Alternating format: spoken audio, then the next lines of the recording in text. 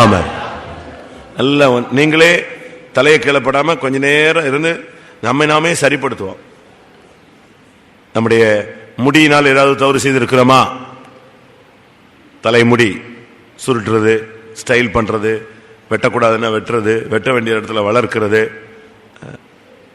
நம்முடைய சிந்தை, நினைவு, தோற்றம், நம்முடைய கண்களினால் செய்த பாவம், காதுகளினால் செய்த பாவம், நம்முடைய முகத்தில் நாம் செய்த தவறுகள், உதடுகள், பற்கள், நாவு, பல்ல கடிச்சது, பேசினது, வார்த்தைகள், கழுத்தை நெரித்து நடந்தது, தொண்டை திறக்கப்பட்ட பிரேத குழி, கைகள், இருதயத்தின் நினைவுகள் நித்தமும் பொல்லாதாய் போனது, போஜன பிரியர்களாய் போனது, முழங்கால் போடாதது, ஊர் சுத்தினது, உச்சந்திலிருந்து உள்ளங்கால் மட்டும். அப்படியே கொஞ்ச நேரம் நம்ம ஆராய்ந்து பார்ப்போம். நம்முடைய எண்ணங்கள், நினைவுகளில் எங்கெங்க தவறுகள், ஆவி ஆத்மா சரீரத்தில் எந்தெந்த பகுதிகளில் தவறுகள், நாம இந்த வருஷத்துல எந்தெந்த இடங்களில் நாம் தவறி இருக்கிறோம் என்பதை நாம் ஆராய்ந்து பார்ப்போம். அல்லேலூயா. யோபு தன்னுடைய நண்பர்களிடத்தில் கேட்கிறான், நான் ஏதாவது தவறு செய்திருந்தால் எனக்கு சொல்லுங்கள். யோபு 6ஆம் அதிகாரம், யோபு 6:24. ஒரே ஒரு வசனம் மட்டும் வாசிக்கலாம், அது பிறகு முழங்கால் நம்ம ஜெபிச்சுக்கிட்டே இருக்கலாம். யோபு 6:24. எனக்கு உபதேசம் பண்ணுங்கள், நான் மௌனமாயிருப்பேன். நான் எதிலே தவறினேனோ அதை எனக்கு தெரியப்படுத்துங்கள். எனக்கு உபதேசம் பண்ணுங்க. ஆண்டவர்கிட்ட கேளுங்க, கர்த்தாவே நான் எதுல தவறினோ அதை எனக்கு என்ன செய்யும்? தெரியப்படுத்தும். என்னுடைய பேச்சிலையா, என்னுடைய சிந்தையிலையா, என்னுடைய சிரிப்பிலையா, என்னுடைய நடக்கையிலையா, என்னுடைய உடையிலையா, என்னுடைய ஊழியத்திலையா, என்னுடைய குடும்ப காரியங்கள்லையா, என்னுடைய வேலை ஸ்தலங்களிலையா, என்னுடைய தொழில் காரியங்கள்லையா, பிசினஸ்லையா, என்னுடைய பிள்ளைகள் காரியங்கள்லையா, ஃப்ரெண்ட்ஸ் மத்தியிலையா, எந்த இடத்துல நான் தவறினேனோ கர்த்தாவே நீர் அதை எனக்கு தெரியப்படுத்தும். எல்லாரும் அப்படி கேட்டு ஜெபிக்கலாமா? நீங்க அப்படி ஜெபிச்சுட்டே இருங்க. உங்களுக்கு மறந்து போன எல்லா காரியங்களையும் கர்த்தர் வெளிப்படுத்துவார். அப்படியே நீங்க அறிக்கை செய்து விடும் பொழுது ஒரு சுத்தாங்கம் நம்மை வந்து சந்திக்கும். ஹல்லேலூயா. போராடுவோம். ஆமென். எல்லாரும் ஆண்டவரே கேளுங்க, ஆண்டவரே நான் எதில தவறினேனோ அதை எனக்கு தெரியப்படுத்தும். ஹல்லேலூயா, ஹல்லேலூயா, ஹல்லேலூயா. ஆமென். என்னுடைய பள்ளிக்கூடத்தில், என்னுடைய கல்லூரி வாழ்க்கையில, என்னுடைய குடும்ப வாழ்க்கையில, என்னுடைய பிள்ளைகள் மத்தியில, பெற்றோர்கள் மத்தியில, ஊழியர்கள் மத்தியில, சபை மத்தியில, ஊழியங்களில, ஜீவியங்களில, புறஜாதிகள் மத்தியில எந்தெந்த இடங்கள்ல நான் தவறினேனோ அதை நீர் எனக்கு தெரியப்படுத்தும் ஆண்டவரே. ஹல்லேலூயா. அப்படி ஆவியானவர் உனக்கு சுட்டி காட்டினால், உனக்கு ஞாபகத்தில் கொண்டு வரப்பட்டால், அப்படியே ஆண்டவருக்கு முன்பாக அறிக்கையிட்டு விட்டுவிடு. ஹல்லேலூயா, ஹல்லேலூயா. கர்த்தாவே, ஒரு உத்தமன், ஒரு சன்மார்க்கன், தேவனுக்கு பயந்தவன், பொல்லாப்புக்கு விலகினவன், கர்த்தாவே நான் எதிலே தவறினோ எனக்கு தெரியப்படுத்துங்கள் என்று கேட்கிறானே சுவாமி. நாங்கள் எம்மாத்திரம் கர்த்தாவே எதிலே தவறினவோ அதை வெளிப்படுத்த மாட்டவரே, எனக்கு வெளிப்படுத்தும். ஒவ்வொரு ஊழியர்களுக்கு வெளிப்படுத்தும், ஒவ்வொரு விசுவாசிகளுக்கு வெளிப்படுத்தும், ஒவ்வொரு வாலிபர்களுக்கு வெளிப்படுத்தும், ஒவ்வொரு வயதர்களுக்கு வெளிப்படுத்தும், மூத்த விசுவாசிகளுக்கு வெளிப்படுத்தும். ஆண்டவரே வருகிற புதிய ஆத்துமாக்களுக்கு வெளிப்படுத்தும். போராடிக்கொண்டு முழங்காலிலே தவித்துக் கொண்டிருக்கிறவர்களுக்கு ஆண்டவரே இன்னும் எதிலே தவறினமோ அதை வெளிப்படுத்தும். நாங்கள் முழுமையாய் உம்முடைய பாதத்தில் வர விரும்புகிறோம். ஹல்லேலூயா, ஹல்லேலூயா. ரிபெக்கானா கடா தீகாமானியாடா. ஆமென். அந்த திமிர்வாதக்காரன் இயேசுவிடத்தில் வந்த உடனே, இயேசு உடனே அவனுடைய பரிதாப நிலவரத்தை பார்த்த உடனே சொன்ன வார்த்தை, மகனே உன் பாவங்கள் மன்னிக்கப்பட்டது. உன்னுடைய மனஸ்தாபத்தை பார்த்து, நீ கதறுதலை பார்த்து, உன்னுடைய முழங்கால பார்த்து, உன்னுடைய இருதய நொறுங்குண்டதை பார்த்து உடனே பரத்திலிருந்து ஒரு வார்த்தை வரணும். மகனே, மகளே, உன் பாவம் மன்னிக்கப்பட்டது. உன்னுடைய பரிதாப நிலவரத்தை கர்த்தர் காண்கிறார். அவரிடத்திலிருந்து ஒரு வார்த்தை வரட்டும். மகனே, உன் பாவங்கள் மன்னிக்கப்பட்டது. மகளே, உன் பாவங்கள் மன்னிக்கப்பட்டது. ஆமென். உன் செவியை திறந்து வை, கண்ணீர் விடு. பரத்திலிருந்து கர்த்தரிடத்திலிருந்து ஒரு வார்த்தை வரட்டும். ஹல்லேலூயா.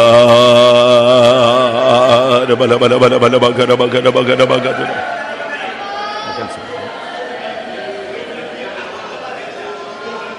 துரபலபலப கரபலப கரபனா கடிகதுனா கரபன்.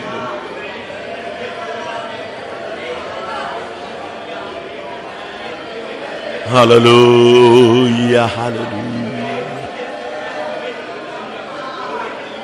ஹalleluya ரபி மமனே பெகபெலே கர்த்தாவே, ஒவ்வொருவரும் உம்முடைய பிள்ளைகள் கர்த்தாவே, உம்மால் தெரிந்து கொள்ளப்பட்டவர்கள் கர்த்தாவே, உம்மால் வேறு பிரிக்கப்பட்ட ஜனம் கர்த்தாவே, உம்மால் அழைக்கப்பட்ட ஜனம் கர்த்தாவே, வேற எங்க போக முடியும் ஆண்டவரே? உம்மை இல்லாத வழி இல்லையே. உம்முடைய பாதத்தில் வந்திருக்கிற பிள்ளைகளை மன்னியோ, இரக்கம் செய்யோ, தயவு பாராட்டும். கானான் பயணத்திலே முக்கிய பங்காற்றினவர்களில் வாழ்க்கையை குறித்து நாம் படித்து வருகிறோம். முதல் நாளிலே அறிக்கையை குறித்து நாம் சிந்தித்தோம். இரண்டாவது நாளில் இரண்டாவது பகுதியாக மோசே, விடுதலை பயணத்தின் நாயகன், தலைவன். அவன் மிக முக்கிய பங்கு ஆற்றின ஒரு ஆள். கர்த்தர் அவனுக்கு அடக்கம் பண்ணினார். அவனுடைய முடிவு, தெய்வம் அவனை அடக்கம் பண்ணினார். அவனுடைய அடக்காரதனைக்கு மனிதர்கள் யாவரும் கிடையாது. யாருதான்? கர்த்தரும் அவருடைய தூதர்களும் தான் அடக்கம் பண்ணார். அது வெளியரங்கமாக பார்த்தா ஒரு நல்ல மகிமையான ஆராதனை. ஆனால் அவனுடைய வாழ்வில் அவன் கானானுக்குள்ளே என்ன செய்யல, காலெடுத்து வைக்க முடியவில்லை. ஏன் என்பதை குறித்து முதலாம் நாளிலே சிந்தித்தோம். இரண்டாம் நாளிலே இரண்டாவது பகுதியாக அவனோடு இணைந்து அவனுக்கு வாயாக இருந்ததான ஆரோன், இல்லாவிட்டால் அவனுடைய மூத்த சகோதரன், இல்லாவிட்டால் ஆசாரியன், இப்படி பல முகங்கள் பெற்ற, பல தன்மைகள் பெற்ற, சிறப்பு பெற்ற ஆரோன், அவனும் அந்த பயணத்தில் ஒரு முக்கிய பங்காற்றின ஒரு ஆள். கர்த்தர் மோசே வரமாட்டேன்னு சொன்ன உடனே இவனை அவனுக்கு வாயாக மாற்றி கர்த்தர் அவனுக்கு ரைட் ஹேண்டாக மாற்றினார். மோசையின் கைகள் தளர்ந்த போது இந்த ஆரோன் தான் அவனை தூக்கி எடுத்து கைகளை தாங்கி நிறுத்தி ஜெயத்தை வாங்கி கொடுத்தவன். ஆனால் அவனுக்கும் ஒரு குறிக்கப்பட்ட இடத்துல கர்த்தர் சொல்லிவிட்டார். வெளியரங்கமாக பார்த்தால் சங்கீதத்தில் கர்த்தருடைய பரிசுத்தன் என்கிற பெயரை அவன் பெற்றான். கர்த்தருடைய பரிசுத்தனாகிய ஆரோன் என்று வேதம் அவனை சிறப்பாக சொல்லுகிறது. ஆனால் அதே நேரத்தில் அவனும் கானானை தொட முடியாமல், பார்க்கவே முடியாமல், கால் வைக்க முடியாமல் தன்னுடைய ஓட்டத்தை முடித்தான். அடுத்து யாரை பார்த்தோம்? சொல்லுங்க. மூணாவது பகுதியாக உடன் பிறந்த சகோதரி, மோசேக்கும் ஆரோனுக்கும் உடன் பிறந்த சகோதரியாகிய மிரியாம், பெண்கள் தலைவி. அவளும் கூட இந்த பயணத்தில் ரொம்ப முக்கிய பங்காற்றின ஒரு ஆள். நல்ல ஒரு தீர்க்கதரிசி, நல்ல டான்ஸ், நல்ல பாடல், கர்த்தரை மகிமைப்படுத்துகிறது. மோசையை பாதுகாத்த ஒரு ஊழியக்காரி, சின்ன வயசுலேயே அந்த மோசையை குறித்த ஒரு கரிசனை பெற்ற ஒரு பெண். விடுதலை பயணத்தில் கர்த்தர் அவளையும் கூட ஒரு நல்ல அனுபவத்துக்கு கொண்டு வரும்படியாக வழி நடத்தின போது அவளுடைய ஓட்டத்தின் முடிவை பார்க்கும் பொழுது வெளியரங்கமாய் பார்த்தால் அவள் காதேஸ் என்ற இடத்துல ஓட்டத்தை முடித்தாள். பரிசுத்தம் என்கிற தன்மையில அவளுடைய ஓட்டம் முடிந்தாலும் ஆனால் அவளும் கூட எங்க வர முடியவில்லை, கானான் என்ற இலக்கை என்ன செய்யல, தொடவில்லை. அடுத்து அந்த சபையில் பேர் பெற்றவர்கள், அன்றைக்கு இருந்த இஸ்ரவேல் சபையிலே பேர் பெற்றவர்களாகிய தாத்தான், அபிராம், இல்ல கோராகு, ஓன், இப்படிப்பட்ட கூட்டத்தார், இவங்கெல்லாம் ஜனத்துக்கு தலைவர்களைப் போல முன்னணியிலே வந்து கொண்டிருந்தவர்கள். ஆனால் இவர்களும் ஒரு குறிக்கப்பட்ட நேரத்தில் பிரமாணங்களை மீறி, நடத்திப்பை எதிர்த்து, தேவ சித்தத்துக்கு மாறாக செயல்பட்டு, வார்த்தைகளிலே வித்தியாசப்படுத்தி, ஊழியங்களிலே வித்தியாசத்தை எதிர்பார்த்து இவர்களும் தடுமாற ஆரம்பித்த போது இவர்கள் கானானுக்குள்ளும் போகவில்லை, நல்ல பெயரும் கிடைக்காது, நல்ல முடிவும் அவர்களுக்கு கிடைக்கவில்லை. அவர்களை பூமி விழுங்கி நியாயத்தீர்ப்பின் சின்னங்களாக, அடையாளங்களாக ஒன்றுமில்லாமல் போய்விட்டார்கள். இது ஒரு பகுதி. அடுத்ததாக நேற்று இரவு அப்ப எல்லாருமே போகல. மோசே போல, ஆரோன் போல, மிரியாம் போல, தாத்தான் போல, அபிராம் போகல. அடுத்து யாரு? ஓன் போகல, கோராகு போல. அப்ப எவன் தான் போனான் அப்படின்னு ஒரு கொஸ்டின் வரும். யார் தான் போனான்? இவைகளுக்கு மத்தியிலையும் ஒரு ஆள் என்ன செய்தான்? போனான். அதுல முக்கிய பங்காற்றின ஒரு ஆள் யோசுவா. அவனுடைய துவக்கம் நேற்று இரவு நாம் அதை சிந்தித்தோம். அவனுடைய துவக்கம் எப்படி இருந்துச்சு? துவக்கம் எப்படி இருந்துச்சு சொல்லுங்க. மோசையின் வேலைக்காரன். முடிவு கர்த்தருடைய ஊழியன். மோசையின் ஊழியனாக தொடங்கி எங்க போய் நிப்பாட்டினா? கர்த்தருடைய ஊழியனாய் ஓட்டத்தை முடித்தான். அதுபோல நீ சிபிஎம் ஊழியக்காரனாக, சிபிஎம் விசுவாசிங்கிற ஒரு சாதாரண ஒரு நிலவரத்தில் தொடங்குறதெல்லாம் கரெக்ட். முடியும் போது கர்த்தருடைய விசுவாசி, கர்த்தருடைய ஊழியக்காரன் என்ன செய்யணும்? ஓட்டத்தை முடிக்கணும். அதுக்கு அவனுக்குள்ள நடப்பித்த தேவனுடைய மகத்தான செயல்களை தான் நேற்று இரவுல நாம் சிந்தித்தோம். அவன் எப்படி சாபத்தை மேற்கொண்டான், அவன் எப்படி நடத்தி கீழ்ப்படிந்தான், அவன் எப்படி பணிவிடை ஆவிய உள்ளவனா இருந்தான், ஆசரிப்பு கூடாரத்தை விட்டு பிரியாமல் எப்படி இருந்தான், எந்தெந்த சூழ்நிலையில முகங்குப்புற விழுந்து ஜீவியத்தை சீர்படுத்தி கொண்டான், எப்படி அவனால் சூரியனை நிறுத்த முடிந்தது, இதெல்லாம் நம்ம நேற்று என்ன செய்தோம்? நாம் இன்றைக்கு இன்றைய சுத்திகரிப்பினுடைய முக்கிய காரியம் ஆரோனின் குமாரர்கள். ஆரோன் ஒரு ஸ்பாட்ல வந்து அவனுடைய லைஃப் முடிஞ்சு போச்சு. கானான்கிற அந்த எல்லை கூட வரல. அவனுடைய வேலை முடிஞ்சிருச்சு. அவனுடைய வேலை முடிஞ்சதுன்னா, ஆனா ஆண்டவர் ஒரு பெரிய ஊழியத்தை தொடங்கியிருக்கார். ஆரோனுடைய முறைமையின்படி உள்ள ஒரு பெரிய ஊழியத்தை கர்த்தர் தொடங்கிட்டாரு. இப்ப அவ்வளவு பெரிய ஊழியத்தை தொடங்கிட்டு இவன் செத்துட்டான அதோட முடிஞ்சிடாது. அப்போஸ்தலர்கள் செத்துட்டாங்க, அதனால அதுக்கு பிறகு யாரு கிடையாதுங்கிறான். சொல்லுங்க. அப்போஸ்தலர் 12 பேரும் செத்துட்டாங்க, அதனால அதுக்கு பிறகு என்ன கிடையாது? அப்போஸ்தல ஊழியம் கிடையாதுங்கிறான். தப்பு. அப்போஸ்தலன் செத்துட்டான்னா அதுக்கு அடுத்து அப்போஸ்தலன் எழும்புறான். அதான சத்தியம். ஆரோன் செத்துட்டான், அதனால அந்த ஆரோனுடைய முறைமையே முடிஞ்சு போச்சு அப்படின்னு நம்ம சொல்லிட முடியாது. ஓர் என்ற மலையில ஆரோனுடைய ஓட்டம் முடிகிறது. ஓர் என்கிற மலையில் ஆரோனுடைய ஓட்டம் முடிகிறது. அப்ப அவன் ஓட்டம் முடியும் போது அடுத்து இந்த ஊழியங்கிறது ரிலே, அதாவது ஒருத்தர் விட்ட ஊழியத்தை அடுத்து என்ன செய்யறது? கண்டினியூ பண்றது. இயேசு, அப்போஸ்தலர்கள், அடுத்து பவுல், இப்படி அப்போஸ்தலர்கள் கண்டினியூ ஆகிட்டே வராங்க. அதை நம்ம விளங்கிக்கணும். நெகேமியாவின் புஸ்தகம் இல்லாவிட்ட எஸ்ராவின் புஸ்தகம் இதுல நீங்க படிச்சு பார்த்தீங்கன்னா நீங்க என்ன பண்றீங்க அப்படின்னு ஒரு கொஸ்டின் கேட்கப்படும்.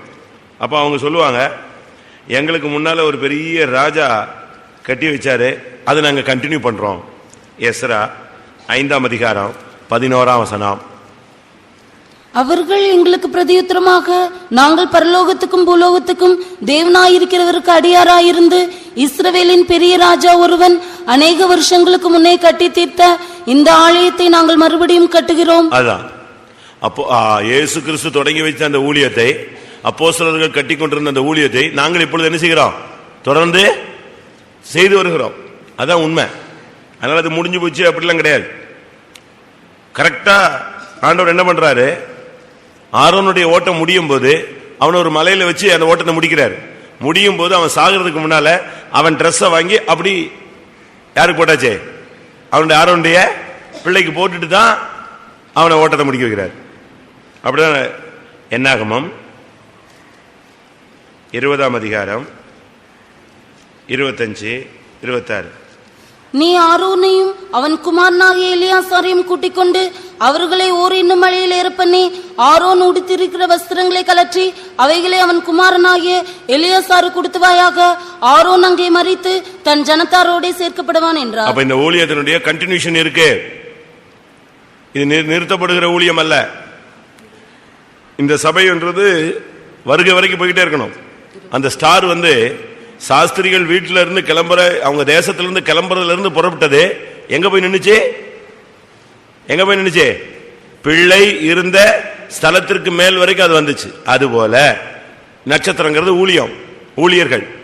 அநேகரை நீதிக்கு உட்படுத்துறவர்கள் நட்சத்திரங்களைப் போல பிரகாசிப்பார்கள். இந்த நட்சத்திரங்கள் இயேசுவின் வருகை வரைக்கும், இந்த ஊழியம், இந்த முறைமை இயேசுவின் வருகை மட்டும் உண்டு. அதை நம்ம புரிஞ்சுக்கணும். அதனாலதான் ஆரோனுடைய ஊழியத்தை பத்தி பேசும்போது அவன் க்ளோஸ் ஆகுறான், அவனுக்கு முன்னாலே ட்ரெஸ் எடுத்து அவன் பிள்ளைக்கு போட்டாச்சு. சரி, நான் எதுக்கு இதெல்லாம் சொல்லிட்டு வரேன்னா, ஆரோனுக்கு அடுத்து ஆரோன் பாதியில் தன்னுடைய ஓட்டத்தை முடித்த பின்பு அந்த ஊழியத்தை தொடர்ந்து செய்து ஜனங்கள் கானானுக்குள் போய் அதுக்கு பின்பும் அந்த சேவையை தொடர்கிறது. உங்களுக்கு தெரியுமா? அநேகர் நினைக்கிறாங்க பரலோகத்தில் போனா அப்படி இளைப்பாருவோம், நிம்மதியா இருப்போம், அங்க சந்தோஷமான நாடு. கரெக்ட். ஆனா பரலோகத்தில் போயிட்டு சும்மா இருந்தா நீ என்ன ஆவ? பரலோகத்தில் போய் அங்க ஒரு ஊழியம் தொடங்குது. நல்லா புரிஞ்சுக்கணும். வாசிங்க வெளிப்படுத்தல் 22:4. அவருடைய ஊழியக்காரர் அவரை சேவித்து அவருடைய சமூகத்தை தரிசிப்பார்கள். அவருடைய நாமம் அவர்களுடைய நெற்றிகளில் இருக்கும். அவருடைய ஊழியக்காரர் அவரை சேவித்து அவருடைய முகத்தை நினைவார்கள், தரிசிப்பார்கள். சேவித்து அங்க போய் இந்த உலகத்துல பிதாவின் முகத்தை பார்ப்போம் அப்படிங்கிற நம்பிக்கையில ஊழியத்தை செஞ்சுட்டு இருக்கிறோம். அங்க போய் பிதாவின் முகத்தை பார்த்து ஊழியம் செய்வோம். அதான். அதனால நீங்க அங்க போன உடனே சும்மா அப்படி ஜாலியா சுத்திட்டு இருப்போம். பன்னீர் விருட்சங்கள் உண்டு, ஒவ்வொரு மரத்திலையும் என்னத்தையா புடிங்கி தின்னுட்டு உட்கார்ந்துட்டு இருப்போம் நினைச்சிட்டு இருக்க கூடாது. அந்த கதையெல்லாம் அங்க இல்ல. அங்க தூதர்கள் சேவிச்சுக்கிட்டு இருக்காங்க.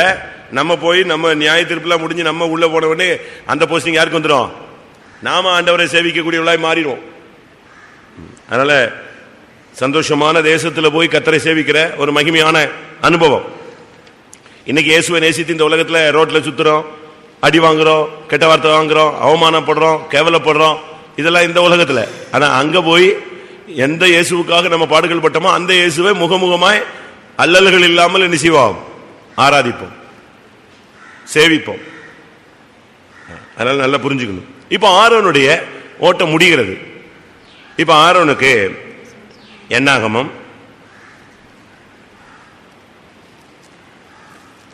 இல்ல விட்ட யாத்திராகமே எடுக்கலாம். யாத்திராகமம் 6:23 பாருங்க. ஆரோன் அமினதாபின் குமார்த்தியும் நகசோனின் சகோதரியுமாகிய எலிசாபாலை விவாகம் பண்ணினான். இவள் அவனுக்கு நாதாபையும் அபியூவையும் எலியாசாரையும் இத்தாமாரையும் பெற்றாள். ஆரோனுக்கு 4 பிள்ளைங்க. ஒன்னு நாதாப், மற்றொன்று அபியூ, மூணாவது எலியாசர், 4வது இத்தாமார். 4 பேரை பெற்றார். 4 பிள்ளைங்க அவனுக்கு. 4 ஆம்பளை பிள்ளைங்க. கர்த்தர் கரெக்டா அவனுக்கு கொடுத்தாரு. இந்த 4 பேரும் சேவை செய்யும்படியாக கர்த்தருக்காக நியமிக்கப்பட்டார்கள். இது நமக்கு எல்லாருக்கும் தெரிஞ்சதான ஒரு சத்தியம். ஆனா இன்னைக்கு சபையிலேயே 3 கூட்டம் விசுவாசிகள் இருக்காங்க. இன்றைக்கு சபையில 3 கூட்டம் ஊழியர்கள் இருக்கிறாங்க. நான் அதை உங்களுக்கு கரெக்டா சொல்றேன். ஒரு கூட்டம் ஃபெயிலியர் மாடல். சில கார்ல சொல்லுவாங்க, இந்த கார் வாங்கலாமா? அந்த கார் என்னது? Model failure, out. 2 வீலர் அது வாங்கிறாது, அது கிலோமீட்டரே கொடுக்காது, அது ஃபெயிலியருமா. அதே மாதிரி சபையில ஒரு ஃபெயிலியர் மாடல் ஊழியக்காரங்களும் இருக்காங்க. ஃபெயிலியர் மாடல் யாரு இருக்கு? விசுவாசிகளும் இருக்காங்க. இன்னும் சொல்ல போனா 50%. யூதாஸ் யாரு சொல்லுங்க? யூதாஸ் யாரு? Failure model. அது எதிர்பார்த்த இதுக்கு லக்க அடையல, அது முடிஞ்சு போன கேஸ். அதே போல விசுவாசியில அனனியாவை எடுக்கலாம், செப்பீராவை எடுக்கலாம். இவங்களாம் யாரு? என்ன யூதாஸ் ஸ்பீடா சொன்னீங்க, அனனியா செப்பீரா சொல்ல மாட்டேங்கிறீங்க? சொல்லுங்க. அது ஃபெயிலியர் மாடல் தான். அதனால சபையில எப்பவுமே இந்த குரூப் இருந்துகிட்டே இருக்கும். அவங்க பின்மாறிட்டாங்களே, இவங்க பின்மாறிட்டாங்களே, ஐயோ அவங்க அப்படி இருந்தாங்களே, இப்படி இருந்தாங்களே. கரெக்ட். விழுகை என்பது லாஸ்ட் வரைக்கும் நெஞ்சிட்டே இருக்கும், நடந்துகிட்டே இருக்கும். நீ விழாதபடி எச்சரிக்கையாய் நிற்கிறவனும் விழுந்து போகாதபடி எச்சரிக்கையாக இருக்கிறவர்.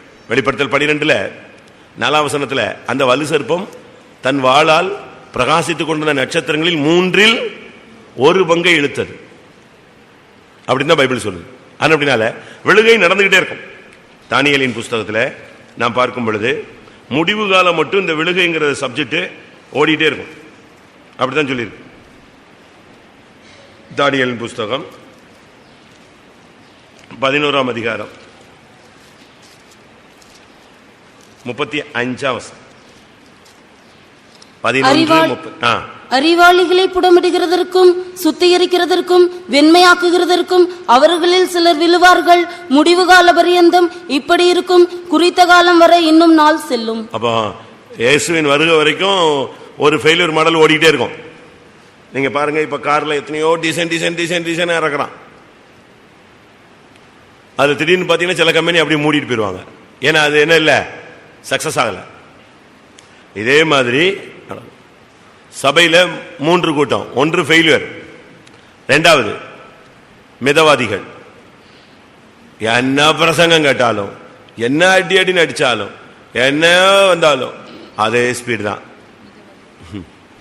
ஏதோ வருவாங்க போவாங்க, காணிக்க கொடுப்பாங்க, நன்மைக்கு தீமைக்கு சபையில் வருவாங்க. அப்படி அது வண்டி ஸ்பீடே எடுக்காது. நான் என்ன சொல்றேன்னா, அதெல்லாம் இந்த 50cc மாதிரி டிவிஎஸ் 50 போட்டு திருக்குனாலும் எவ்வளவு ஸ்பீட் தான் போகும்? அண்டர்ஸ்டாண்ட் ஆகுதா? என்னத்தை திருக்குனாலும் எவ்வளவு தான் போகும்? 49cc தான் அதில் போட்டிருப்பான், 15 போட்டிருப்பான், டிவிஎஸ் 15. அது புக்கில் பார்த்தீங்கன்னா 49 போட்டிருக்கோம். ஆனால் மிஞ்சி போயிட்டா 60 கிலோமீட்டர் 70 கிலோமீட்டர் ஓடும் அதிகபட்சமா போட்டு திருக்குனா. அதுக்கு மேலே என்ன செய்யாது? கத்தும். வண்டி ஓன்னு 300 கிலோமீட்டர் ஸ்பீடில் போன மாதிரி கத்துமே தவிர, இந்த டிடிசி பஸ் எல்லாம் பார்த்துருப்பீங்கன்னா தெரியும், முக்கிட்டு போகும். ஆனால் என்ன முக்கினாலும் 60 கிலோமீட்டருக்கு மேலே போகாது. எதுக்கு இதை சொல்றேன்னா, சபையில் ஒரு கூட்ட விசுவாசிகள், இது ஒரு டீம் இருக்கு. இது என்னதான் கூட்டத்துக்கு வரட்டும், என்னதான் பிரசங்கம் கேட்கட்டும், என்னதான் ஆவில் நிரம்பட்டும், ஆனால் தசவாங்க கொடுப்பாங்க, காணிக்க கொடுப்பாங்க, கூட்டத்துக்கு வருவாங்க, எல்லாம் என்ன அடி வாங்கலாலும் வச்சு உட்காந்துக்குவான். என்ன இருந்தாலும் கல்யாணம் நார்மல் ஸ்பீடு போயிட்டே இருக்கும். பரவாயில்ல. இன்னும் ஒரு குரூப் இருக்கு. அந்த தேவன் எதிர்பார்க்கிற வேகம், ஸ்பீடு, அபிஷேகம், அக்னி, பற்றி எரிகிறது, எழுப்புதல், பாடுபடுதல், ஜீவனை கொடுக்கிறது, அப்படியே விசுவாசத்துக்காக சாக கொடுக்கிறது. இது ஒரு ஸ்பீட் வண்டி இருக்கு. எதிர்பார்த்த ஒரு அழகான டார்கெட். இதுதான் முக்கியம். நமக்கு இந்த நாட்கள்ல நாம எந்த கூட்டம்? ஆரோனுடைய குமாரர்ல 3 கூட்டம் இருந்தாங்க. Nadab, Abihu. இப்ப நம்ம 4 பேர் வாசிச்சோம் இல்லையா? Nadab, Abihu, Eleazar, Ithamar. இதுல நாதாபும் அபியுமும் ஃபெயிலியர் மாடல். நாதாபும் அபியும் ஃபெயிலியர் மாடல். இத்தாமார் அது ஸ்லோ கோச்சு, மிதவாதிகள், நார்மல். ஏதோ கொடுத்த ஊழியத்தை செய்வான், அல்லேலூயா போடுவான், ஆமென், அமைதியா இருந்துக்குவான். எலியாசர் மட்டும்தான் தேவன் எதிர்பார்த்த அந்த டார்கெட்டை அச்சீவ் பண்ணான். நான் அதை பத்தி உங்களுக்கு பேசுறேன். Nadab, Abihu. First Nadab. நாதாப்னு சொன்னா தாராளம் என்று அர்த்தம். ஃபர்ஸ்ட் பிள்ளை இல்லையா? அதனால அவங்க அப்பா என்ன பேர் வச்சாரு? ஆரோனே தாராளம், இல்லாட்டா உதாரத்துவம். ரொம்ப தாராளமான ஒரு நபர். நமக்கு அப்படி மைண்ட் இருக்கா? எண்ணி கொடுக்குறோமா, இல்ல அப்படி பிசுக்கி பிசுக்கி பிசுக்கி பிசுக்கி கொடுக்குறோமா? சில வீட்டிலலாம் ஒரு கத்திரிக்காய் 2 கத்திரிக்காய் வாங்கிட்டு வருவான். அப்படி லஞ்ச என்ன லோபிகள். ஏசாயில இருக்கு லோபியின் எத்தனங்கள் அப்படின்னு இருக்கு.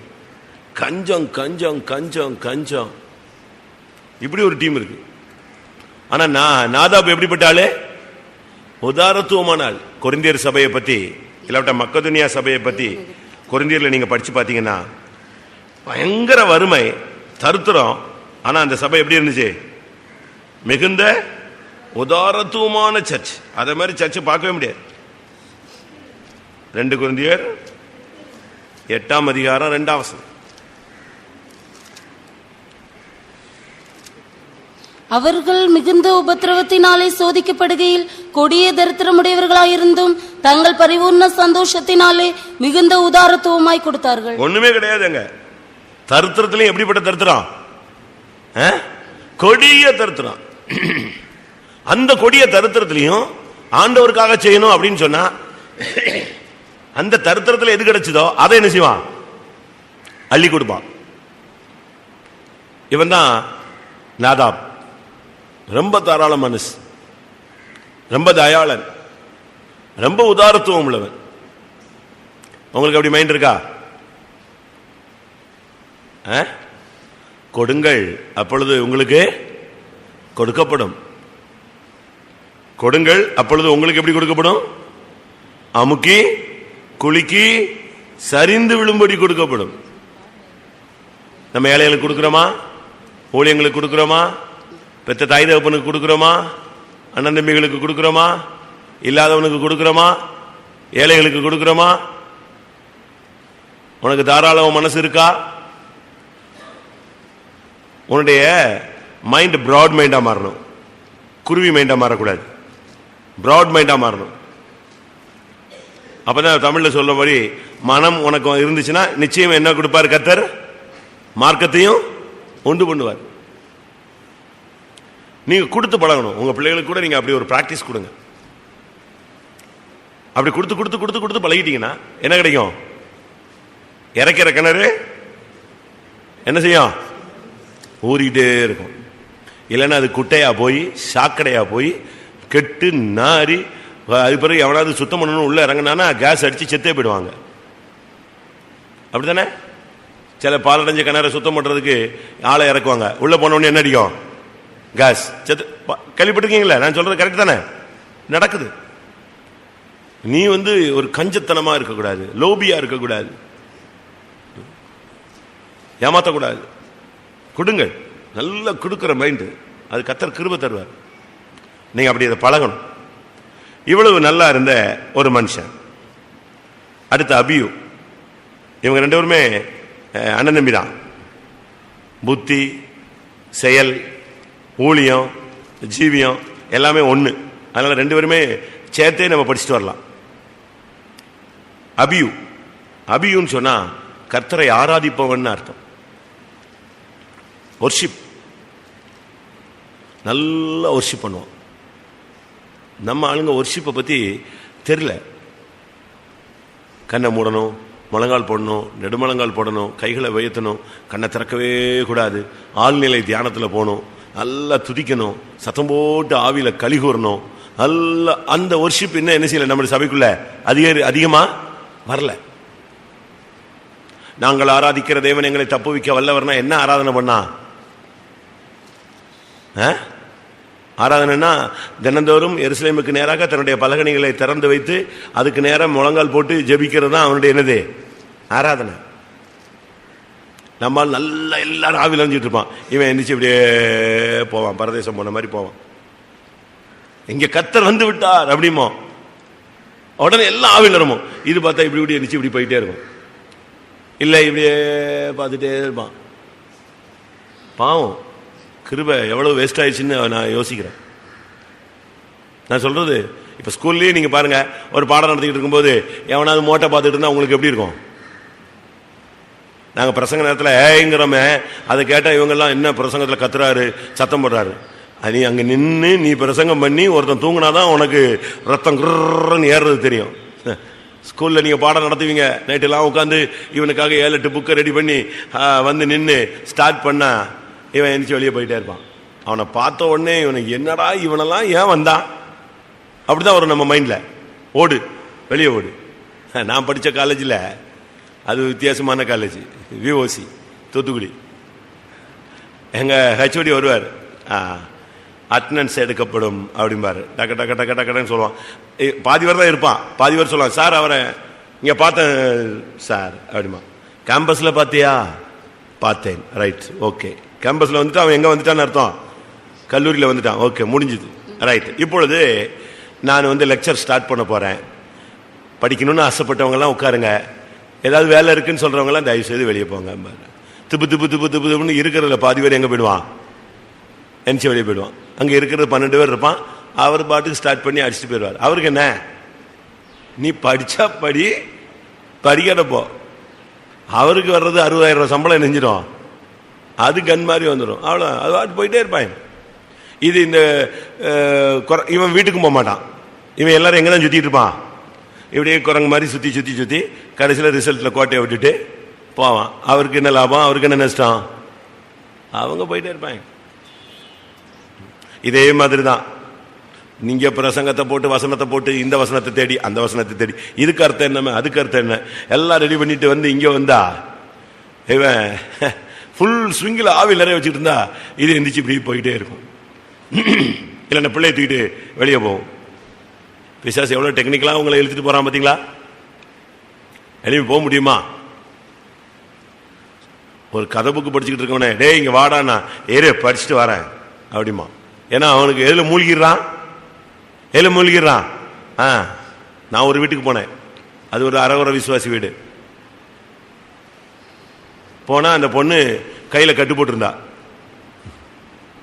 என்னன்னு கேட்டேன். தம்பி கடிச்சிட்டான்னு. தம்பி ஒன்னும் குழந்தை இல்லை, யாரு இவளும் காலேஜ், அவன் +2 ஏதோ படிக்கிறான். கடிச்சிட்டா. என்னன்னு கேட்டா, இவ ஒரு சேனல் போட்டு பார்த்துட்டு இருந்தாலாம், அவன் இதை மாத்துன்னு இதை மாத்தினானா. இவ இல்ல நான் பார்த்துக்கிட்டு இருக்கேன்னு சொல்லி சண்டை போட்டாலாம், அவன் திருப்பியும் அதை மாத்தினானா. இவ பிடிச்ச அவனுக்கு அவன் ஒரே கடி. சேனல் சூப்பரா ஓடுது. இப்ப சேனல் நீ பார்த்து இப்ப பக்கத்து வீட்டுக்காரன் வந்த ஊழியக்காரன் ரோட்ல போறவன் எல்லாரும் கையை கடிச்ச சேனல் நல்லா தெரியுது. அடுத்த நாள் நீ காலேஜ் போகும்போது கை கடிச்சிருக்கோம். என்னன்னு கேட்டா என் நம்பி கடிச்சான். எப்படி இருக்கு நிலவரம்? நான் ஒரு வீட்டுக்கு போனேன், ஒரு வாலிப பொண்ணு, கதவு திறந்து கிடக்கு. நான் போயிட்டே இருக்கேன். அது ஒரு 4 ரூம் தாண்டி உள்ள போயாச்சு. என்னடா மனுஷனே இல்லையா, ஏன் இப்படி வீடு திறந்து கிடக்கு அப்படின்னு கடைசியில் உள்ள போனா, உள்ள வீட்டில் ஆள் இருக்கு. ஒரே ஒரு பொண்ணு, வாலிப பொண்ணு மட்டும் இருக்கா. இப்படி உட்காந்துருக்கா. முன்னால டிவியில சும்மா ஃபுல் ஸ்விங்ல படம் ஓடிக்கிட்டு இருக்கு. நான் பின்னால் நிற்கிறேன். இது விசுவாசி, நகையெல்லாம் கலத்திருக்கா, இவ்வளவு தீவிரமா சினிமா ஓடிக்கிட்டு இருக்கு, கதவை திறந்து போட்டிருக்கா. எவனாவது உள்ள வந்தாலும் என்ன செய்யாது, அவன் வீட்டெல்லாம் காலி பண்ணிட்டு போலாம். இவ பாட்டுக்கு எதை பார்த்துட்டு இருப்பா, ஃபுல்லா அதுல மூழ்கி இருக்கா. இன்னொரு விசுவாசி வீட்டுக்கு போனேன். அவன் பேப்பர் படிச்சுக்கிட்டு இருந்தான். என்னடா, சரி பேப்பர் தானே படிக்கிறான், பரவாயில்ல தம்பி. என்ன தட்டா புட்டான்னு பேப்பர் கீப்பர் எல்லாத்தையும் சோபா கீழே சொருவிட்டான். எனக்கு புரியல, ஏன் பேப்பரை போய் ஒழிக்க வேண்டியல, எல்லா வீட்லயும் பேப்பர் படிக்கிறான், எல்லாரும் பேப்பர் படிக்கிறான், இவன் எதுக்கு இப்படி வாசுவான். இந்த அம்மாவை கூட்டு வரேன் அப்படின்னு ஓடி போயிட்டான். இவன் ஓடின உடனே நான் சோபாவில இருந்து எடுத்தேன். என்னடா இதுன்னு பார்த்தா லாட்டரி சீட்டு பார்த்துக்கிட்டு இருக்கான். அப்ப லாட்டரி சீட்டு தமிழ்நாட்டில் ஃப்ரீயா இருந்துச்சு. எப்படி இவன் அம்மாவை கூட்டு வரேன் இவன் போயிட்ட பிறகு எடுத்து பார்த்தா எதை பார்த்துட்டு இருக்கான், லாட்டரி முடிவுகள். தான் வாங்கின லாட்டரி சீட்டுக்கு அடிச்சுட்டா.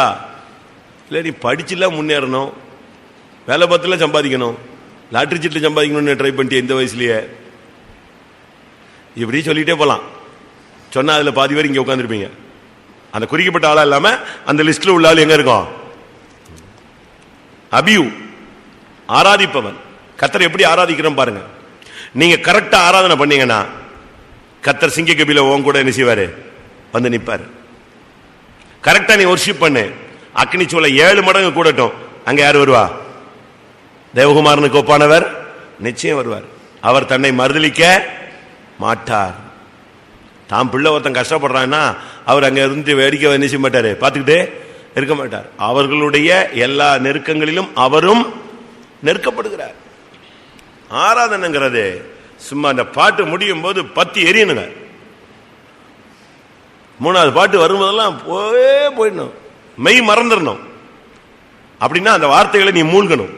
அந்த வாக்குத்தத்த வார்த்தைகள், அந்த வசனங்கள், அந்த அபிஷேகத்தோடு நீ பாடும்போது உன்னால கண்ட்ரோல் பண்ண முடியாது. உனக்கு அந்த நேரத்தில் பாத்ரூம் வராது, அந்த ரூம்ல யாரு கூப்பிட்டாலும் ஒன்றும் தெரியாது.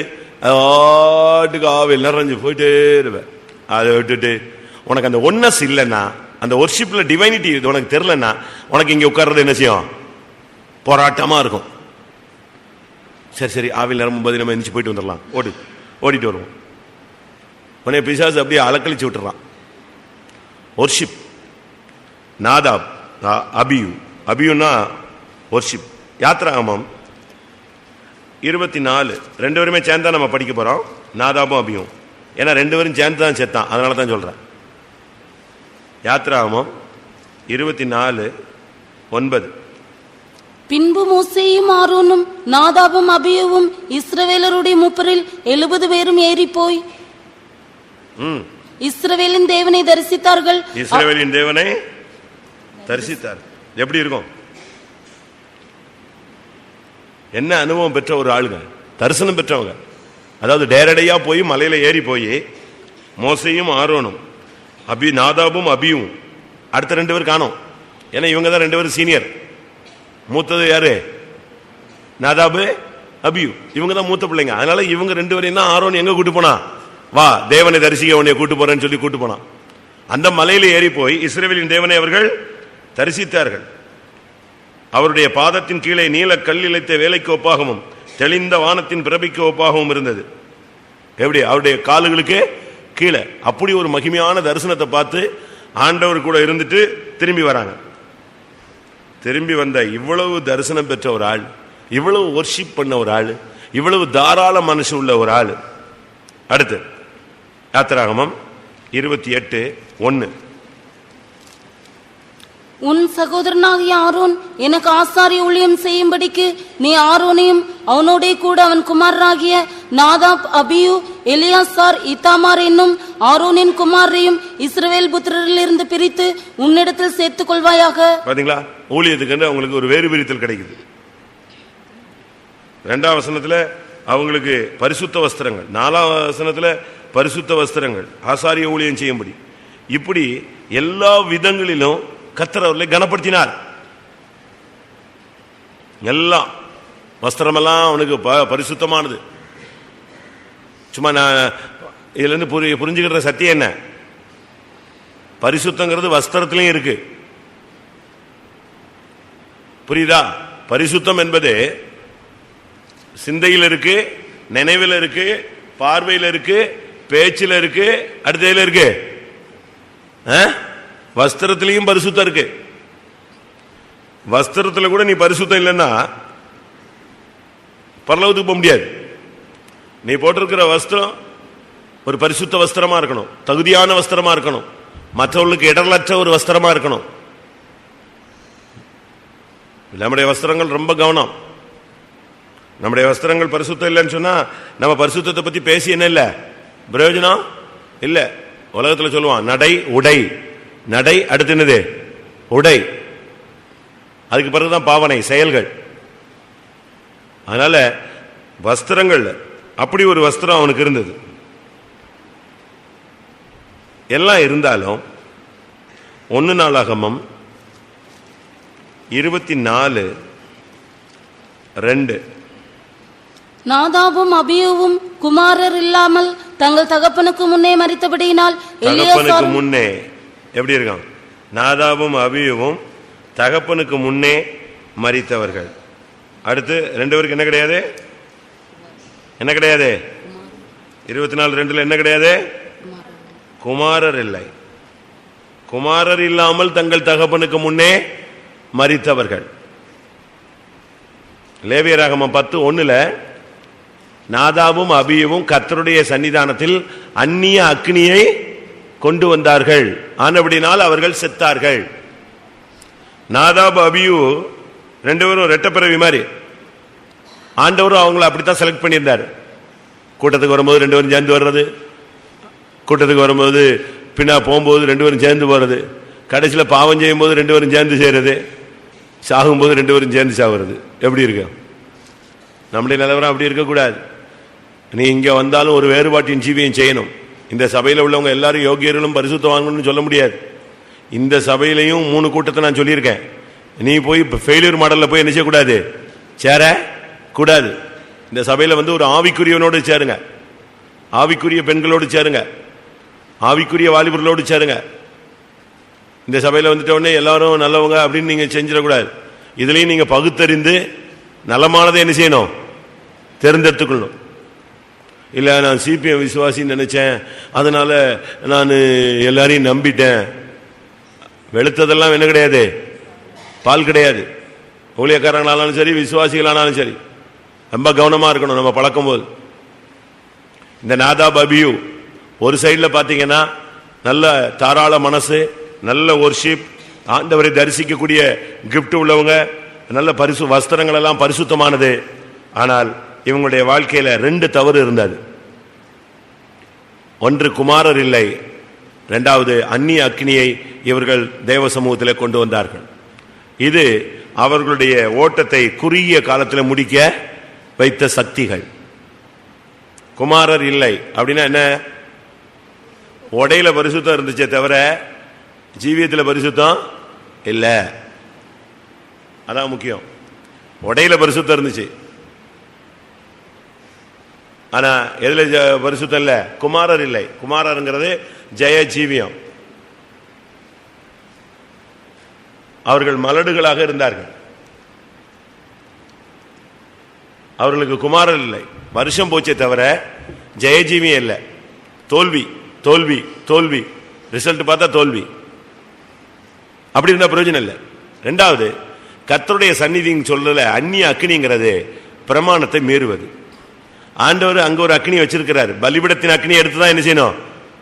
அக்னிய மூட்டணும். நீயா ஒரு அக்னியை கொண்டு போய் உள்ள நுழைக்க கூடாது. பைபிள்ல ஒரு பிரமாணம் இருக்கு. உடனே சொல்லுவாங்க பைபிள் அந்த காலத்தில் எழுதப்பட்டது, இது எக்காலத்துக்கும் ஏற்றது. இன்னைக்கு 21ஆம் நூற்றாண்டுல இருக்கோம். இன்னும் 41ஆம் நூற்றாண்டு வரைக்கும் பூமி இருந்தாலும் இந்த சத்தியம் அப்படிதான் நிச்சயம் நினைச்சிருக்கோம். வேற பைபிள் மாறிடுமா? மாறிடுமா? மாறாது. ஒன்னும் மாறாது. அது எல்லா காலத்துக்கும், கடந்த காலத்துக்கும் நிகழ்காலத்துக்கும் என்னது, இனி வரும் காலம் எதிர்காலத்துக்கும் என்னது ஏற்றது. அதனால நீங்க அதை அப்படி இல்லை, அது அந்த காலத்துக்கு ஏற்றது இந்த காலத்துக்கு ஏற்றதெல்லாம் சொல்ல முடியாது. எல்லாம் கிளியரா பைபிள்ல இருக்கு. உன்னுடைய உடையில பரிசுத்தத்தை காட்டிட்டு உனக்கு ஜெயஜீவமே இல்லைன்னா பிரயோஜனம் இல்லை. அதனால தான் ஆவியானவர் 7 சபைகளுக்கும் பேசுவார். 7 சபைகளுக்கும் பேசிட்டு அந்த லெட்டரை முடிக்கிறார்.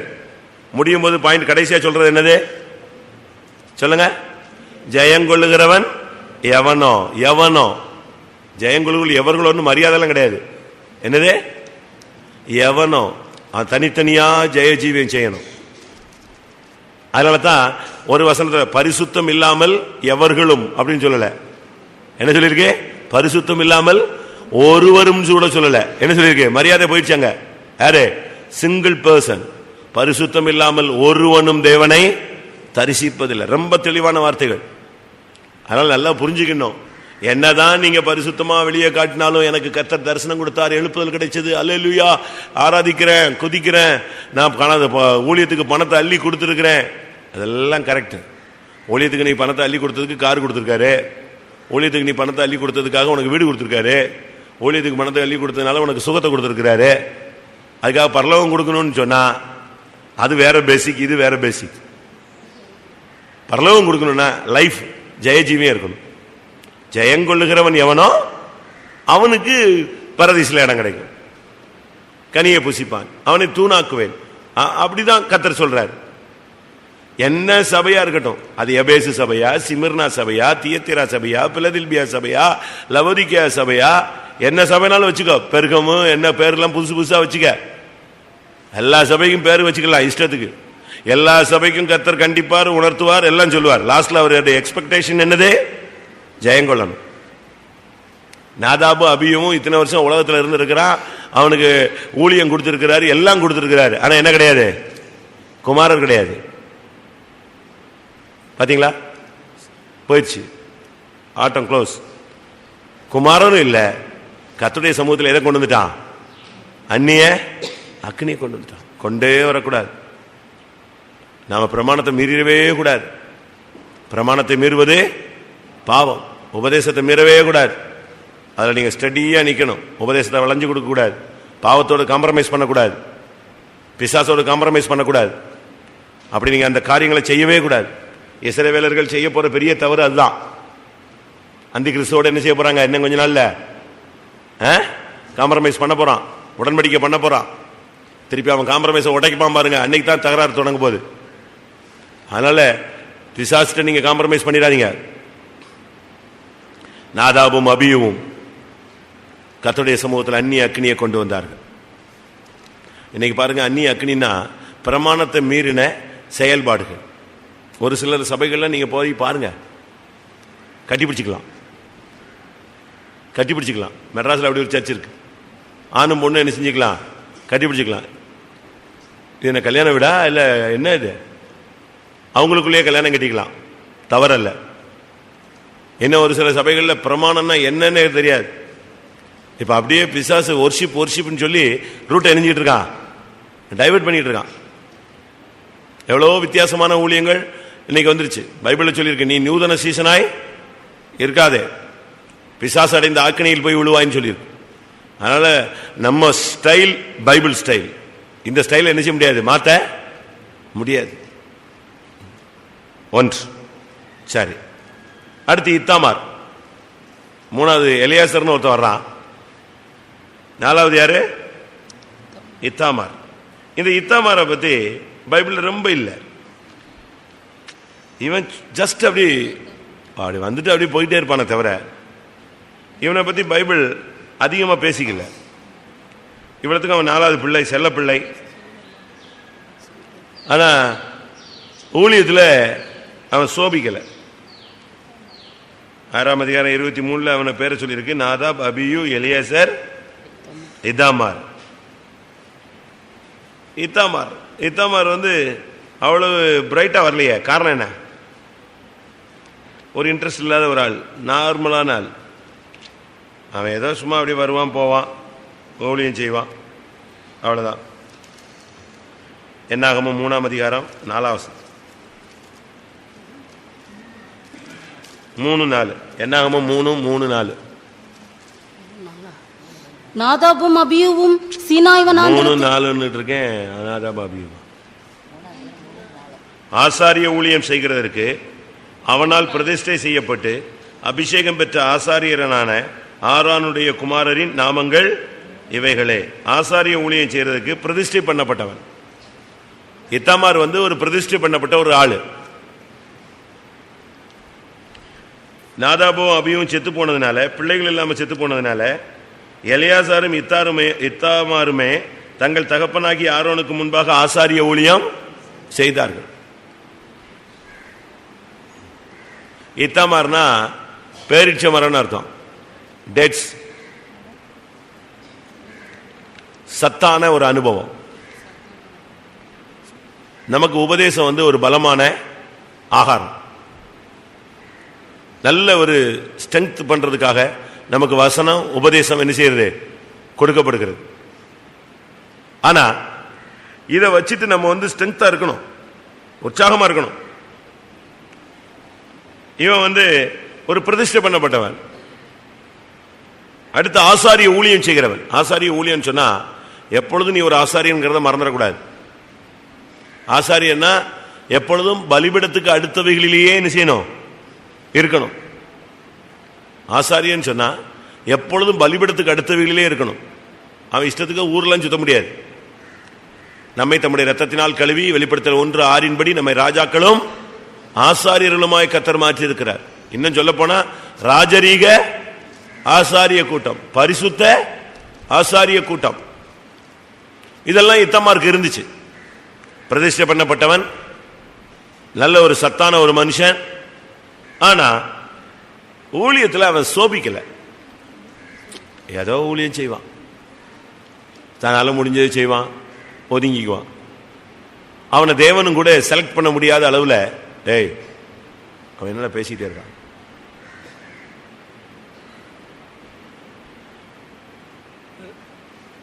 ஊழியத்தில் இருந்தான். ஆனா ஊழியத்தில் அவன் என்ன செய்யல, பிரைட்டாவே ஒர்க் ஆகல. கர்த்தரும் கூட அவனை எடுத்து யூஸ் பண்ண முடியல. இத்தாமார கர்த்தர் எடுத்து அவனை யூஸ் பண்ணவே முடியல. அவனை பிரதிஷ்டை பண்ணாங்க, ரைட், ஓகே, ஆசாரிய ஊழியம் கொடுத்ததை செய்கிறேன், அவ்வளோதான். என்னென்ன வேலை செஞ்சுக்கிற, அவ்வளோதான். அவனுக்கு என்ன ஏதாவது சொன்னா செய்வான். இல்லைன்னா அந்த சாலமோன் ஒரு 70,000 50,000 பேர் அமைஞ்சி ஆட்கள்னு ஒரு குரூப் வச்சிருந்தான், தெரியுமா? ஆலயத்தை கட்டுறதுக்கு. இப்ப நம்ம யாராவது சோர்ந்து ஒரு மாதிரி இருந்தா என்ன சொல்லுவான், அம்மாஞ்சி மாதிரி இருக்காருன்னு சொல்லுவோம் இல்லையா? இதை பைபிள்ல நீங்க பாத்தீங்கன்னா அமைஞ்சி ஆட்கள்னு ஒரு குரூப்பே வச்சிருந்தான்.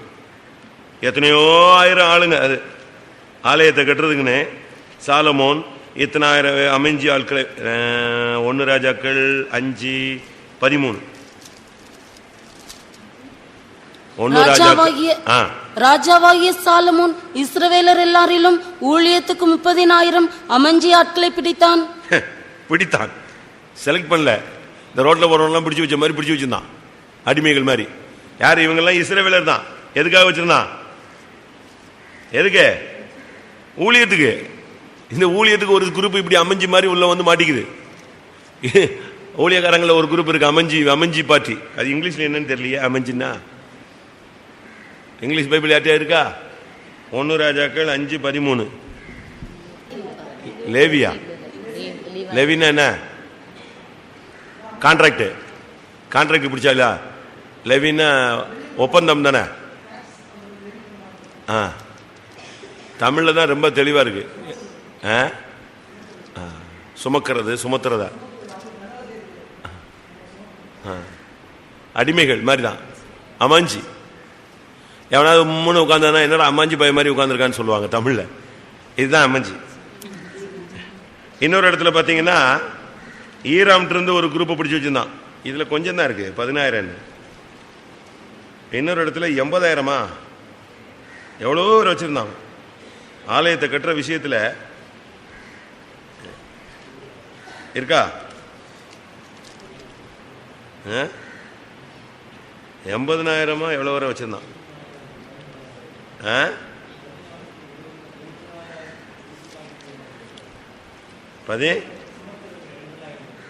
எங்க இருக்கு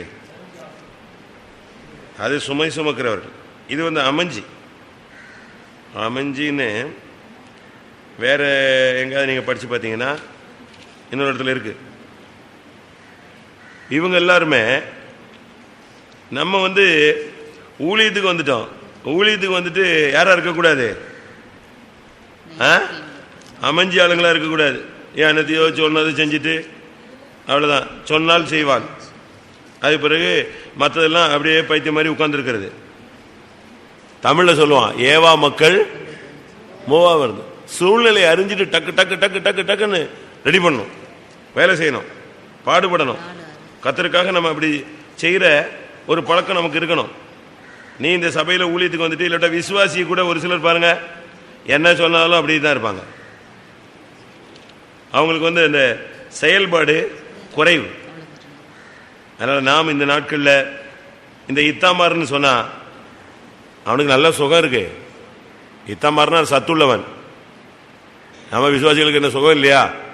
நல்ல சுகபலனா இருக்கு. ஊழியத்துக்காரனுக்கு எல்லாம் செத்தா போயிட்டான், எல்லாம் நல்ல சுகபலனா தான் இருக்கான். ஆனா செய்யறதுக்கு தான் என்ன இல்லை? அறிவும் புத்தியும் இல்லை. அதை செயல்படுத்தக்கூடிய சக்திகள் அவங்களுக்கு இல்லை. சரி, நம்ம சப்ஜெக்ட் வருவோம். இத்தாமார்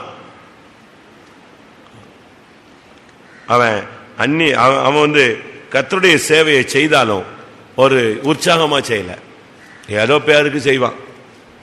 முடிஞ்சிச்சா? அமைதி. நீங்க இந்த சபையில் எப்படி இருக்கீங்க?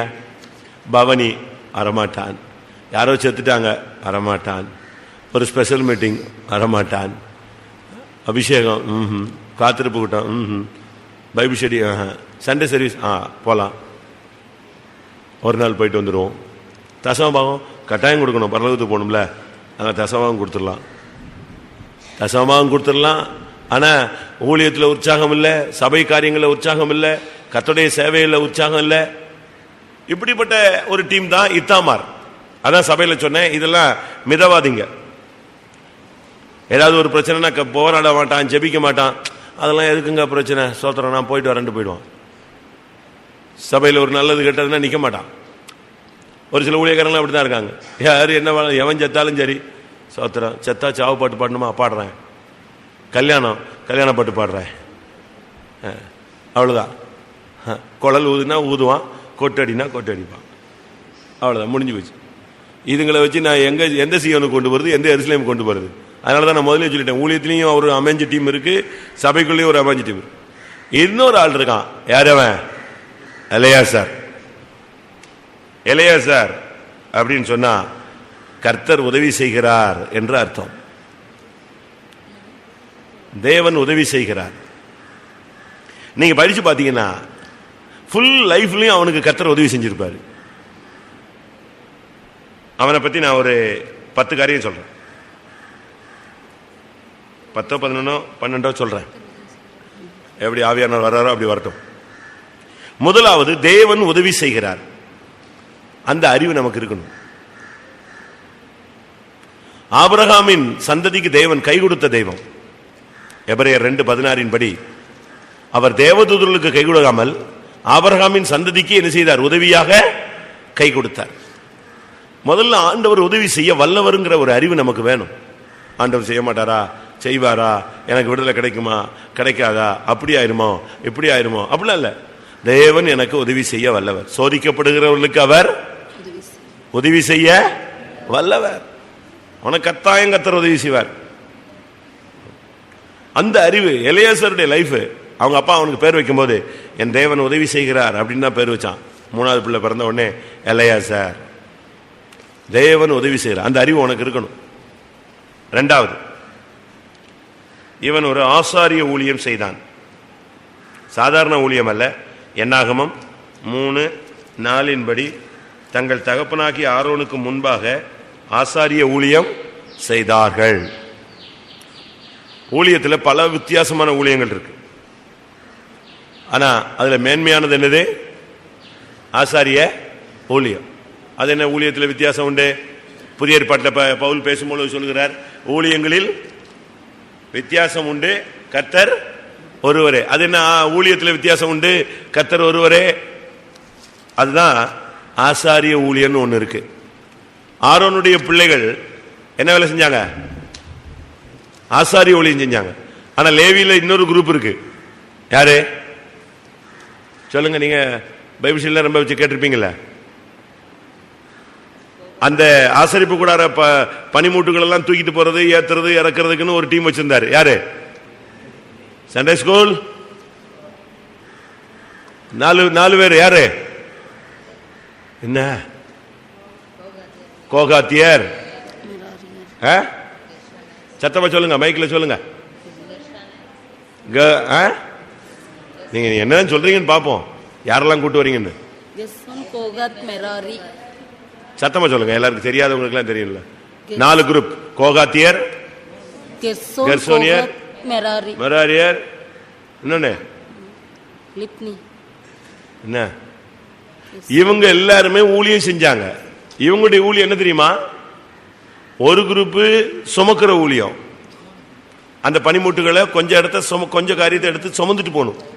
ஒரு குரூப் இதை வண்டியில வச்சு ஏற்றி வண்டி என்ன செஞ்சுட்டு போகணும்? நடத்திட்டு போகணும். ஒரு குரூப் இதை போய் வச்ச உடனே அந்த ஆசிரியப்பு கூடாரத்தில் என்ன செய்யணும்? செட் பண்ணணும், அசம்பிள் பண்ணணும். இப்படித்தான் வச்சிருந்தாரு. இவங்க எங்க வர முடியாது? பலி செலுத்துறது, பலிபீடத்திலிருந்து சாம்பல் எடுக்கிறது, இல்லாவிட்டா அந்த ரத்தத்தை கொண்டு போய் பரிசுத்த ஸ்தலத்துல, மகா பரிசுத்த ஸ்தலத்துல கொண்டு போறது, தூவபீடம், இந்த வேலைகளை யாரும் வரக்கூடாது. இவங்க வர முடியாது.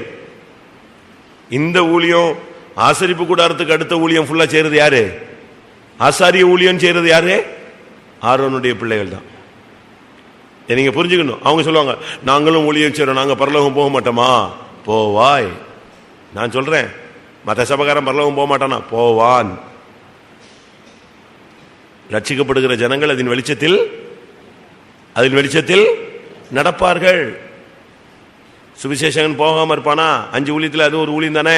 சுவிசேஷன் சொல்றவன் போவான், கரெக்ட். ஆனா இந்த ஊழியத்துக்கு அந்த ஊழியத்துக்கு வித்தியாசம் பாத்தீங்கன்னா, அவங்க சுமக்கிற ஊழியம் செய்யலாம், பனிமூட்டு வேலைகள் செய்யலாம், தூக்கிட்டு போலாம், மாட்டுல வண்டியில வச்சு இழுத்துட்டு போலாம், என்னென்ன ஊழியம் எல்லாம் செய்யட்டும், ரைட், ஓகே. ஆசாரிய ஊழியம் செய்யணும்னா யார் தான்? பரிசுத்த ஸ்தலத்துல போய் நின்று ஜனத்துக்காக பிராயச்சித்தம் செய்யற ஊழியம் செய்யறதுன்னா யார் செய்யணும்? ஆசாரியன் தான். இந்த வேலையை தான் இத்தாமார் செஞ்சான். சாரி, எலியாசர் செஞ்சான், இத்தாமாரும் செஞ்சான். சபைக்குள்ள இருந்துட்டு நீ ஒரு ஆசாரியன், இயேசுவின் ரத்தத்தினால் கழுவப்பட்ட எல்லாரும் ஆசாரியர். உனக்குள்ள ஒரு பலிபீடம் இருக்கணும். நீ ஆசாரிய ஊழியம் செய்யறீன்னா உனக்கு என்ன இருக்கணும்? உனக்குள்ள ஒரு பிரகாரம் இருக்கணும், உனக்குள்ள ஒரு பரிசுத்த ஸ்தலம் இருக்கணும், உனக்குள்ள ஒரு மகா பரிசுத்த ஸ்தலமும் இருக்கணும், உனக்குள்ள ஒரு பிரதிஷ்டை இருக்கணும், உனக்குள்ள ஒரு பரிசுத்த வஸ்திரம் இருக்கணும், உனக்குள்ள ஒரு பலி நடந்துகிட்டே இருக்கணும். உனக்குள்ள இருக்கிற அக்னி என்ன செய்யக்கூடாது? பலிபடுத்தின அக்னி அவியக்கூடாது. உனக்குள்ள ஒரு பரிசுத்தமாகுதலின் வேலை நடந்துகிட்டே இருக்கணும். தெய்வ பயத்தோடு இருக்கணும். நீ ஆசரிப்பு கூடாரத்துக்குள்ள மகா பரிசுத்த ஸ்தலம் இருக்கு. அதுல ஆசாரியன் எப்படி போவான்? வருஷத்துக்கு ஒரு தடவை உள்ள கால் வைக்க முடியும். முதல்ல டெய்லி போயிட்டு இருந்தான். திரும்ப ஆண்டவர் சொல்லிட்டாரு, நீ வருஷத்துல ஒரு முறை வந்தா போதிலும் நீ செத்து போயிடுவேன். இப்ப மகா பரிசுத்த ஸ்தலத்துக்குள்ள போனா இவன் போய் அந்த ரத்தத்தை தெளிச்சுட்டு ஆல்டர் அடிப்பான். அடிக்கும் போது இந்த மார்பதக்கத்துல மாட்டி இருக்கிற மாதுளம்பழம்லாம் என்ன செய்யும்? டிங்கு டிங்கு டிங்கு டிங்கு டிங்குன்னு சவுண்டு கேட்கும். இதைத்தான் இப்ப இங்க கோயில் ஐயர் அடிச்சுட்டு இருக்கான். வேற ஒண்ணும் இல்லை. அதே மெத்தட் தானே அவன் பண்றது. ஒன்றும் புதுசு இல்லை. எதுதான் இப்ப இந்துக்கள் பண்ற பூஜை புனஸ்காரம்லாம் பழைய ஏற்பாட்டிலே தீவிர பகுதி. அது பஸ்கா பலியானது இயேசு பலியானதுங்கிறத மட்டும்தான் நினைச்ச மாட்டேங்கிறான், ஏத்துக்க மாட்டேங்கிறான். வேற ஒன்றும் கிடையாது. இந்த சுண்டலி மூஞ்சரெல்லாம் வச்சுட்டு கும்பிட்டு அலைகிறானுங்களே அப்படின்லாம் யோசிப்பீங்க. இந்த சுண்டலி மூஞ்சரிலாம் முதலாம் சாமுவேல்ல உடன்படிக்கப்பட்டு பிடிக்கப்பட்ட பொழுது மூலவியாதியினுடைய அடையாளமாக இந்த சுரூபங்களை செஞ்சு வச்சான். இருக்கா பைபிள்ல? 1 சாமுவேல்ல. இவன் அதை வச்சுக்கிட்டு சுண்டலியை பார்த்தான். சரி பிள்ளையார் போனாருன்னு சொல்லி அது மேல தூக்கி வச்சுட்டான், பெருச்சாலி மேல. சரி அவன் ஏதோ ஒன்று செய்யறான். சரி சுண்டலி மேல அவர் பெருச்சாலி மேலதான் அவர் போக முடியுதுன்னா வேற என்ன பண்ண முடியும்? போட்டோம். நமக்கு அந்த சப்ஜெக்ட் வேண்டாம். எதுக்கு இதை சொல்றேன்னா, அவங்க இந்த ஊழியங்களில் வித்தியாசம் உண்டு. ஆனா இவன் வருஷத்துக்கு ஒரு தடவை உள்ள போவான். உள்ள போனவனே இந்த இதை அடிக்கணும். ஆனா உள்ள போன ஆசாரியன், பிரதான ஆசாரியன் ஜீவியத்தில் சரியில்லாவிட்டால் அவன் எங்க சாவான்? எங்க சாவான்? மகா பரிசுத்த ஸ்தலத்துல செத்துருவான். செத்துட்டான், உயிரோடு இருக்கான்னு எப்படி கண்டுபிடிக்கிறது? இந்த மணி தான்.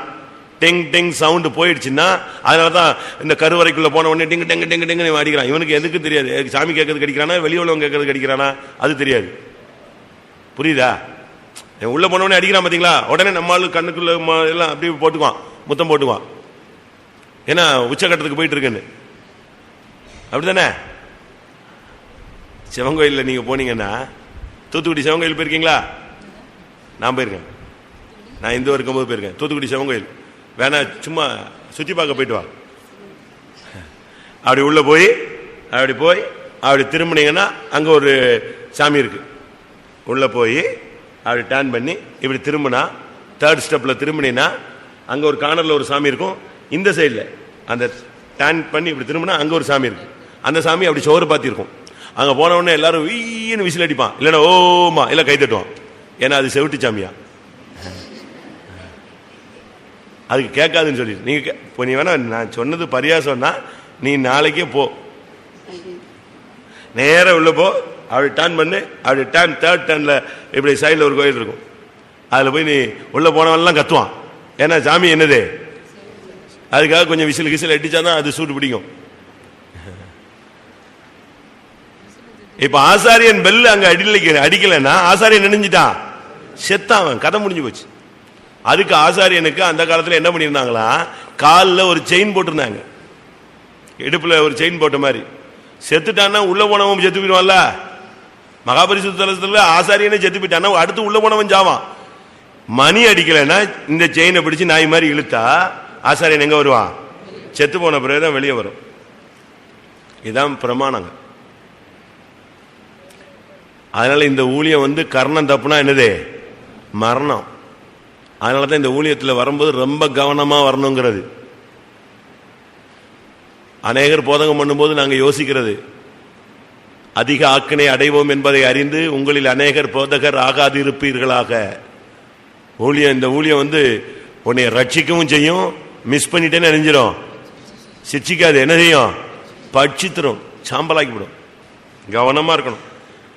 ஆனா நீ ஒரு ஆசாரியன், உனக்குள்ள ஒரு பலிபீடம் இருந்துகிட்டே இருக்கணும். அந்த பலிபீடத்துல அவியாத ஒரு அக்னி இருந்துகிட்டே இருக்கணும். உனக்குள்ள இருக்கிறதான ஆத்மாவில் ஒரு அனல் இருந்துகிட்டே இருக்கணும்.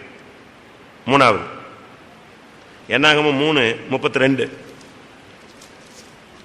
ஆசாரியனாகிய ஆரோனின் குமாரன் எலியாசர் என்பவன் லேவியருடைய தலைவர்களுக்கு தலைவனாய் பரிசுத்த ஸ்தலத்தை காவல் காக்கிறவர்களுக்கு விசாரிப்புக்காரனாய் இருக்க வேண்டும். எப்படி? இத்தாமார் லிஸ்டே காணும், இத்தமார் அந்த ஏரியாலே காணும், ஒதுங்கிட்டான். இவன் யாரு? ஆசாரியனாகிய ஆரோனின் குமாரன் எலியாசார் என்பவன் லேவியர்களுடைய தலைவனுக்கு தலைவனாகி பரிசுத்த ஸ்தலத்தை காவல் காக்கிறவன். எப்படி இருக்கான் பாத்தீங்களா? தலைவனுக்கு தலைவன். நீ இந்த சபையில சும்மா ஏதோ ஒரு பேரளவுக்கு ஒரு விசுவாசி வரக்கூடாது. இந்த சபையில நீ முன்னணியில வந்து நிக்கணும். தலைவர்களுக்கு தலைவர்களா, எந்த நல்லதோ நில்லு, பாடுகளா நில்லு, வேலையா நில்லு, பிரச்சனையா சபைக்குள்ள பிரச்சனையா வந்து நில்லு. எதுக்கு நானும் நீ முன்னால் நிக்கணும், ஜீவனை கொடுக்கணும்.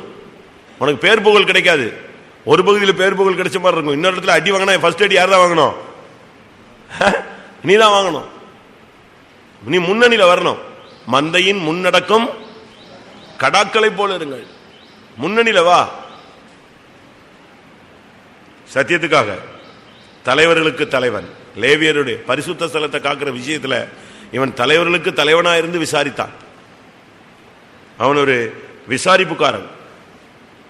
ஏன் என்ன பரிசுத்த ஸ்தலத்துல என்ன காரணம் அவன் கேட்கிறான் பாருங்க.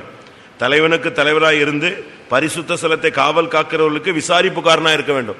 ஏன் ஜெபம் நடக்கல, ஏன் உபவாசம் எடுக்கல, ஏன் பைபிள் படிக்கல, ஏன் ட்ரெஸ் இப்படி போட்டிருக்கிற, ஏன் வேலைக்கு போகல, ஏன் படிக்கல, என்ன காரணம், எதுக்கு இன்னைக்கு உனக்கு ஏன் முகம் வித்தியாசமா இருக்கு, ஏன் துக்கமா இருக்கிற, ஏன் உனக்கு என்ன ஆச்சு, நல்லது கெட்டது எல்லாத்தையும் என்ன செஞ்சுக்கிட்டே இருக்கணும், விசாரிக்கணும்.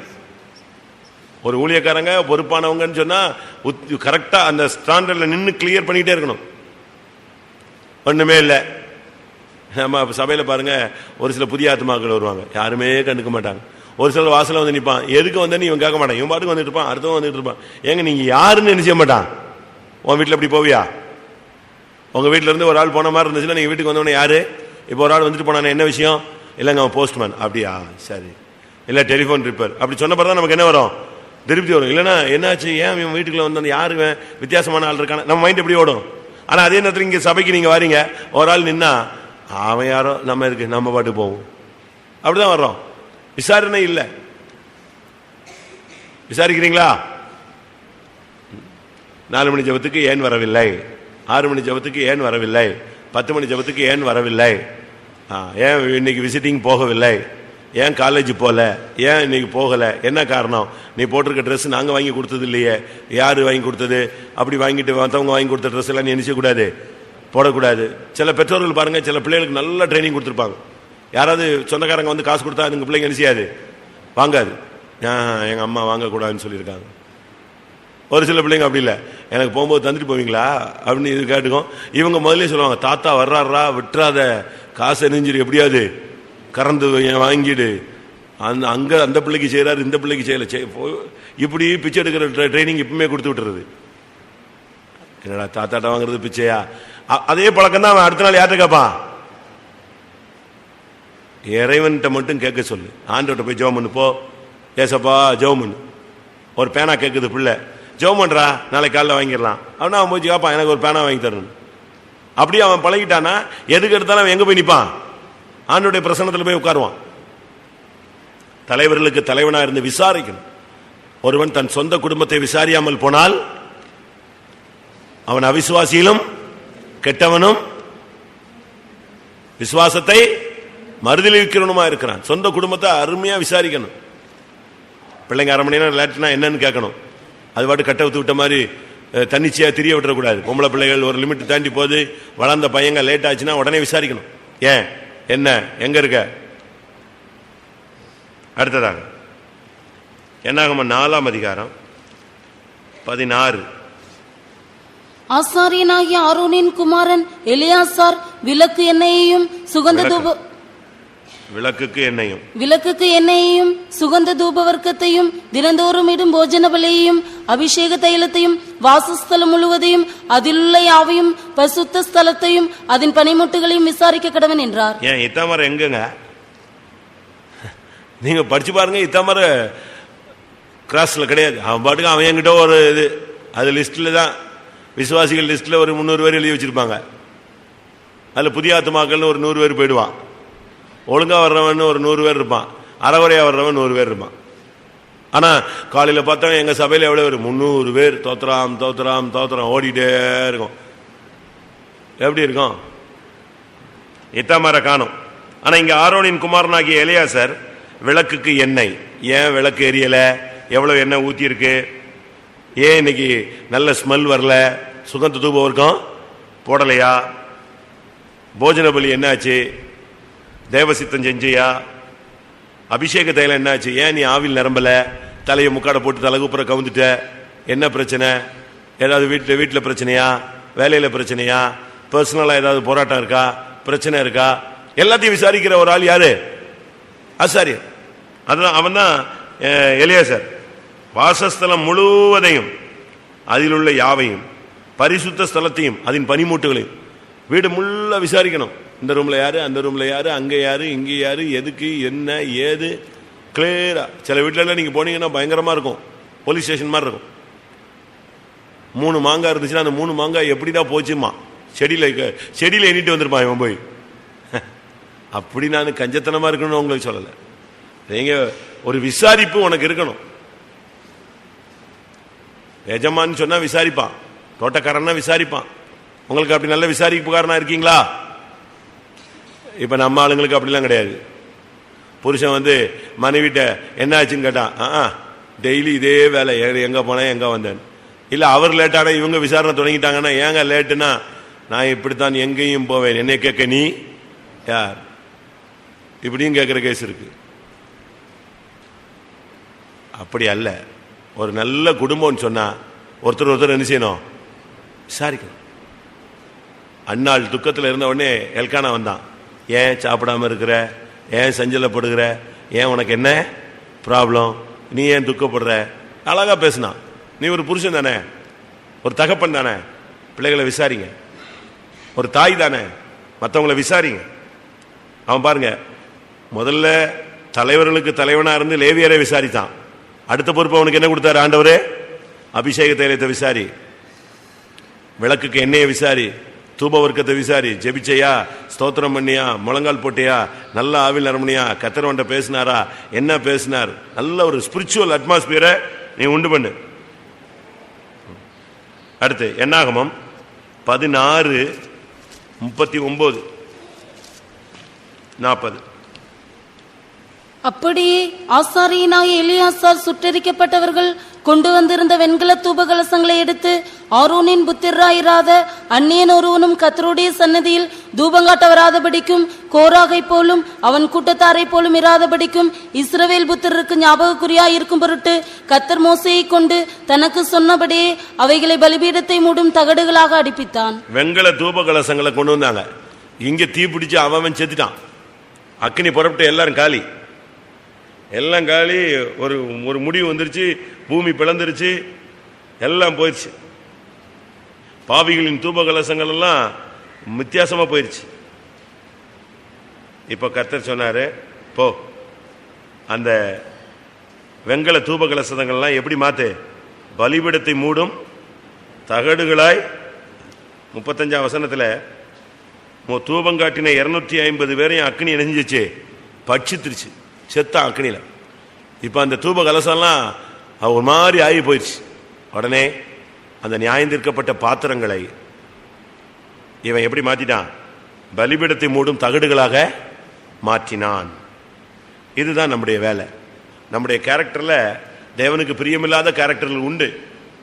இதை நம்ம என்ன செய்யணும், மாத்தி தேவனுக்கு பிரியமான சுபாவங்களை நம்ம என்ன செய்யணும், உருவாக்கும்.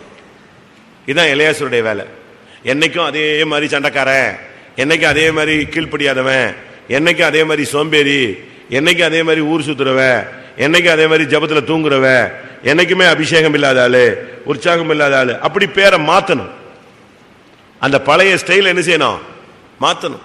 லேவியை பத்தி அவங்க அப்பா சொல்லும் போது அவனை பத்தி சொல்றாரு, அவன் கொடுமையின் கருவி, அவன் சபிக்கப்பட்டவன் சொல்றாரு லேவியை பத்தி. ஆனா அதே லேவிய மோசே பார்த்து சொல்றான், அவங்க கையில எது இருக்கட்டும், ஊரின் தும்மிங்கிற ஊழியம் இருக்கட்டும்ங்கிறான். அப்ப எப்படிப்பட்ட ஒரு மாற்றம் நடந்துருச்சு பாத்தீங்களா? மோசே ஒரு காலத்துல ஒருத்தனை வெட்டி புதைச்சவன், ஆனா கர்த்தர் அவனை பூமியிலேயே சாந்த குணம் உள்ளவனாய் உருவாக்கினார். அதுபோல நம்முடைய கேரக்டர்ல நியாயத்திற்கப்படுகிற ஒரு சில சுபாவங்கள் இருக்கும். ஆனா அதை கர்த்தருடைய சமூகத்தில் வச்சு வச்சு வச்சு வச்சு என்ன செய்யணும், மாற்றணும். பலிபீடத்தை மூடும் தகடுகளாக அதை மாற்றி அவன் அடிப்பித்தான். இத்தனை வருஷம் ஆச்சு, இன்னுமா மாற்றம் வரல? இத்தனை வருஷம் ஆவியில் வந்து குதிச்சியே, அந்நிய பாஷை பேசினியே, தீர்க்கதரிசனம் சொன்னியே, ஒயிட் அண்ட் ஒயிட் போட்டியே, நகையை எடுத்தியே, மீசையை எடுத்தியே, என்னெல்லாமோ செஞ்சியே, இன்னும் கேரக்டர்ல மாற்றம் வரலையா? எப்ப மாறுவ? ஆண்டவர் கேட்கிறார், இன்னும் சுத்திகரிக்கப்பட மாட்டாயோ? அது இன்னும் எத்தனை காலத்துக்கு பின்னால் நடக்கும்? எரேமியால கேட்கிறார் பாருங்க. நான் நீ மாறிடுவேன்னு நினைச்சேன், ஆனா இன்னும் அது எத்தனை காலத்துக்கு பின்னால் நடக்கும் தான் எனக்கு தெரியாம போயிடுச்சு. நீ இன்னும் சுத்திகரிக்கப்பட மாட்டாயா? அது இன்னும் எத்தனை காலத்துக்கு பின்னால் நடக்கும்? அவன் ஒரே நாள்ல மாத்திட்டானே. எரேமியா 13:27 கடைசி வசனம். கடைசி இது இன்னும் எருசலேமே உனக்கு ஐயோ, நீ சுத்திகரிக்கப்பட மாட்டாயா? இது இன்னும் எத்தனை காலத்துக்கு பின் நடக்கும் என்கிறார். இன்னும் எத்தனை வருஷம் கழிச்சு தான் நீ சுத்திகரிக்க போற? எத்தனை வருஷம் கழிச்சு ராபோஜனம் எடுக்க போற? எத்தனை வருஷம் கழிச்சு ஞானசானம் எடுக்க போற? எத்தனை வருஷம் கழிச்சு ஜீவியத்தையும் புத்தியும் ஊழியத்தெல்லாம் மாற்ற போற? என்னைக்கு நீ பிரதிஷ்டை பண்ணி உன்னுடைய நடை உடை பாவனைகளை மாற்ற போற? யோசிச்சு பார். இன்னும் எவ்வளவு நாள் கழிச்சு நடக்கும்? ஒரே நாள்ல அடிச்சு அவளத்தையும் மாத்திட்டான் மொத்தத்தையும். அந்த பாவிகளுடைய தூபகலசங்கள் எப்படி மாற்றப்பட்டது? என்னாகமம் 16:39, 16:38 பாத்தீங்கன்னா பாவிகளின் தூபகலசங்கள். ஆனா இப்போ எப்படி மாறிடுச்சு? பலிபீடத்தை மூடும் தகடுகளாய் மாறிடுச்சு. சபைக்குள்ள நீ வரும்போது பாவியா வந்திருக்கலாம், ஒரு குறிக்கப்பட்ட காலம் பாவியா இருந்திருக்கலாம். ஆனா இந்த சபையில நீ கேட்கிற வசனங்கள், சத்தியங்கள், உபதேசங்கள் மூலமாய், பெற்ற அபிஷேகத்தின் மூலமாய், உன்னுடைய ஒப்புக்கொடுத்தலின் மூலமாய், உன்னுடைய பிரதிஷ்டையின் மூலமாய், பரிசுத்தத்தின் மேல் உள்ள வாஞ்சையின் மூலமாய், கொஞ்ச காலங்களிலே நீ பலிபீடத்தை மூடும் தகடா என்ன செய்யணும்? மாறணும். உன்னுடைய வாழ்க்கையில ஒரு மாற்றம் நடந்திருக்க வேண்டும். என்னாகமம் 19:2-3. கர்த்தர் கற்பித்த நியாயப்பிரமாணமாவது பழுதற்றதும் ஊனமில்லாததும் நுகத்தடிக்கு உட்படாததுமாகிய சிவப்பான ஒரு கிடாரியை உன்னிடத்தில் கொண்டு வரும்படி இஸ்ரவேல் புத்தருக்கு சொல்லுங்கள். அதை எலியாசர் என்னும் ஆசாரியன் இடத்தில் ஒப்புக்கொடுங்கள். அவன் அதை பாளையத்துக்கு வெளியே கொண்டு போக கடவன். அங்கே அது அவனுக்கு முன்பாக கொல்லப்பட கடவது. அப்பாவும் நிக்கிறாரு, நடத்திப்புக்காரன் நிக்கிறான், மோசையும் இருக்கிறான், ஆரோனும் இருக்கிறான். கர்த்தருக்கு மோசையும் ஆரோனையும் நோக்கி சொல்றாரு, ஒரு சிவப்பு கிடாரியை எடுத்து உன்னிடத்தில் கொண்டு வரும்படி செய். அது இஸ்ரவேல் புத்தருக்கு சொல்லு. அது நீயும் பண்ணக்கூடாது, ஒருத்தரும் பண்ணக்கூடாது. யார் தான் பண்ணணும்? எலியாசார். சிவப்பு கிடாரிங்கிறது மீட்பை காண்பிக்கிறது. மீட்பின் ஊழியம் செய்கிற ஊழியம் நம்முடைய ஊழியம். எத்தனை பேரை ரட்சிப்புக்குள்ள மீட்புக்குள்ள கொண்டு வந்திருப்பீங்க சொல்லுங்க? எத்தனை பேரை இந்த சபைக்குள்ள நீங்க கொண்டு வந்திருப்பீங்க? மீட்புக்குள்ள கொண்டு வந்திருக்கீங்களா? சிவப்பு கிடாரியை கொண்டு வந்து யார் கையில கொடுக்கணும்? எலியாசர் கையில கொடு. இத்தாமார் கையில இல்ல, நாதாப் அபியூ கையில இல்ல. மோசே நிக்கிறான், ஆரோன் நிக்கிறான். ரெண்டு பேரையும் பார்த்து கர்த்தர் சொல்றாரு, உன் கையில இல்ல, அவங்க கையில இல்ல. யார் கையில கொடு? எலியாசர் கையில கொடு. அவன் அந்த சிவப்பு கிடாரியை வச்சுதான் அவன் தான் அந்த ஊழியத்தை செய்யணும். உன் கையில கர்த்தர் ஒரு பைபிள் கொடுத்திருக்கிறார், உன் தலையில ஒரு அபிஷேகம் கொடுத்திருக்கிறார், உனக்கு பேச்சு திறமையை கொடுத்திருக்கிறார், பண வசதி கொடுத்திருக்கிறார். சிவப்பு கிடாரி மீட்பின் ஊழியம் உன் கையில கொடுத்திருக்கிறார். சுவிசேஷ ஊழியம் செய்றியா? எத்தனை பேர் மீட்கப்பட்டிருப்பாங்க? செய்யலன்னா மன்னிப்பு கேளு. என்னாகமம் 20:26. ஆரோன் உடுத்தி இருக்கிற வஸ்திரங்களை கலற்றி அவைகளை அவன் குமாரனாகிய எலியாசாரு கொடுத்துவாயாக. ஆரோன் அந்த வஸ்திரம் யாருக்கு கிடைச்சது? யாருக்கு கிடைச்சது? நாதாபு கிடைக்கல, அபியூக்கு கிடைக்கல, இத்தாமார் கிடைக்கல. யாருக்கு கிடைச்சது? எலியாசர் கிடைச்சது. இந்த மேன்மையான ரட்சிப்பு எவ்வளவோ ஞானிகள், அறிவாளிகள், புத்திமான்கள் அவங்களுக்கெல்லாம் கிடைக்கல. யாருக்கு கிடைச்சிருக்கு? இல்லாதவைகளும் கொரிந்தியர்ல வாசிங்க. யாருக்கெல்லாம் கிடைச்சது? பைத்தியமானவைகள், இல்லாதவைகள், இழிவானவை. 1 கொரிந்தியர் 1:27. ஞானிகளை வெட்கப்படுத்தும்படி தேவன் உலகத்தில் பைத்தியமானவைகளை தெரிந்து கொண்டார். பலமுள்ளவைகளை வெட்கப்படுத்தும்படி தேவன் உலகத்தில் பலவீனமானவைகளை தெரிந்து கொண்டார்.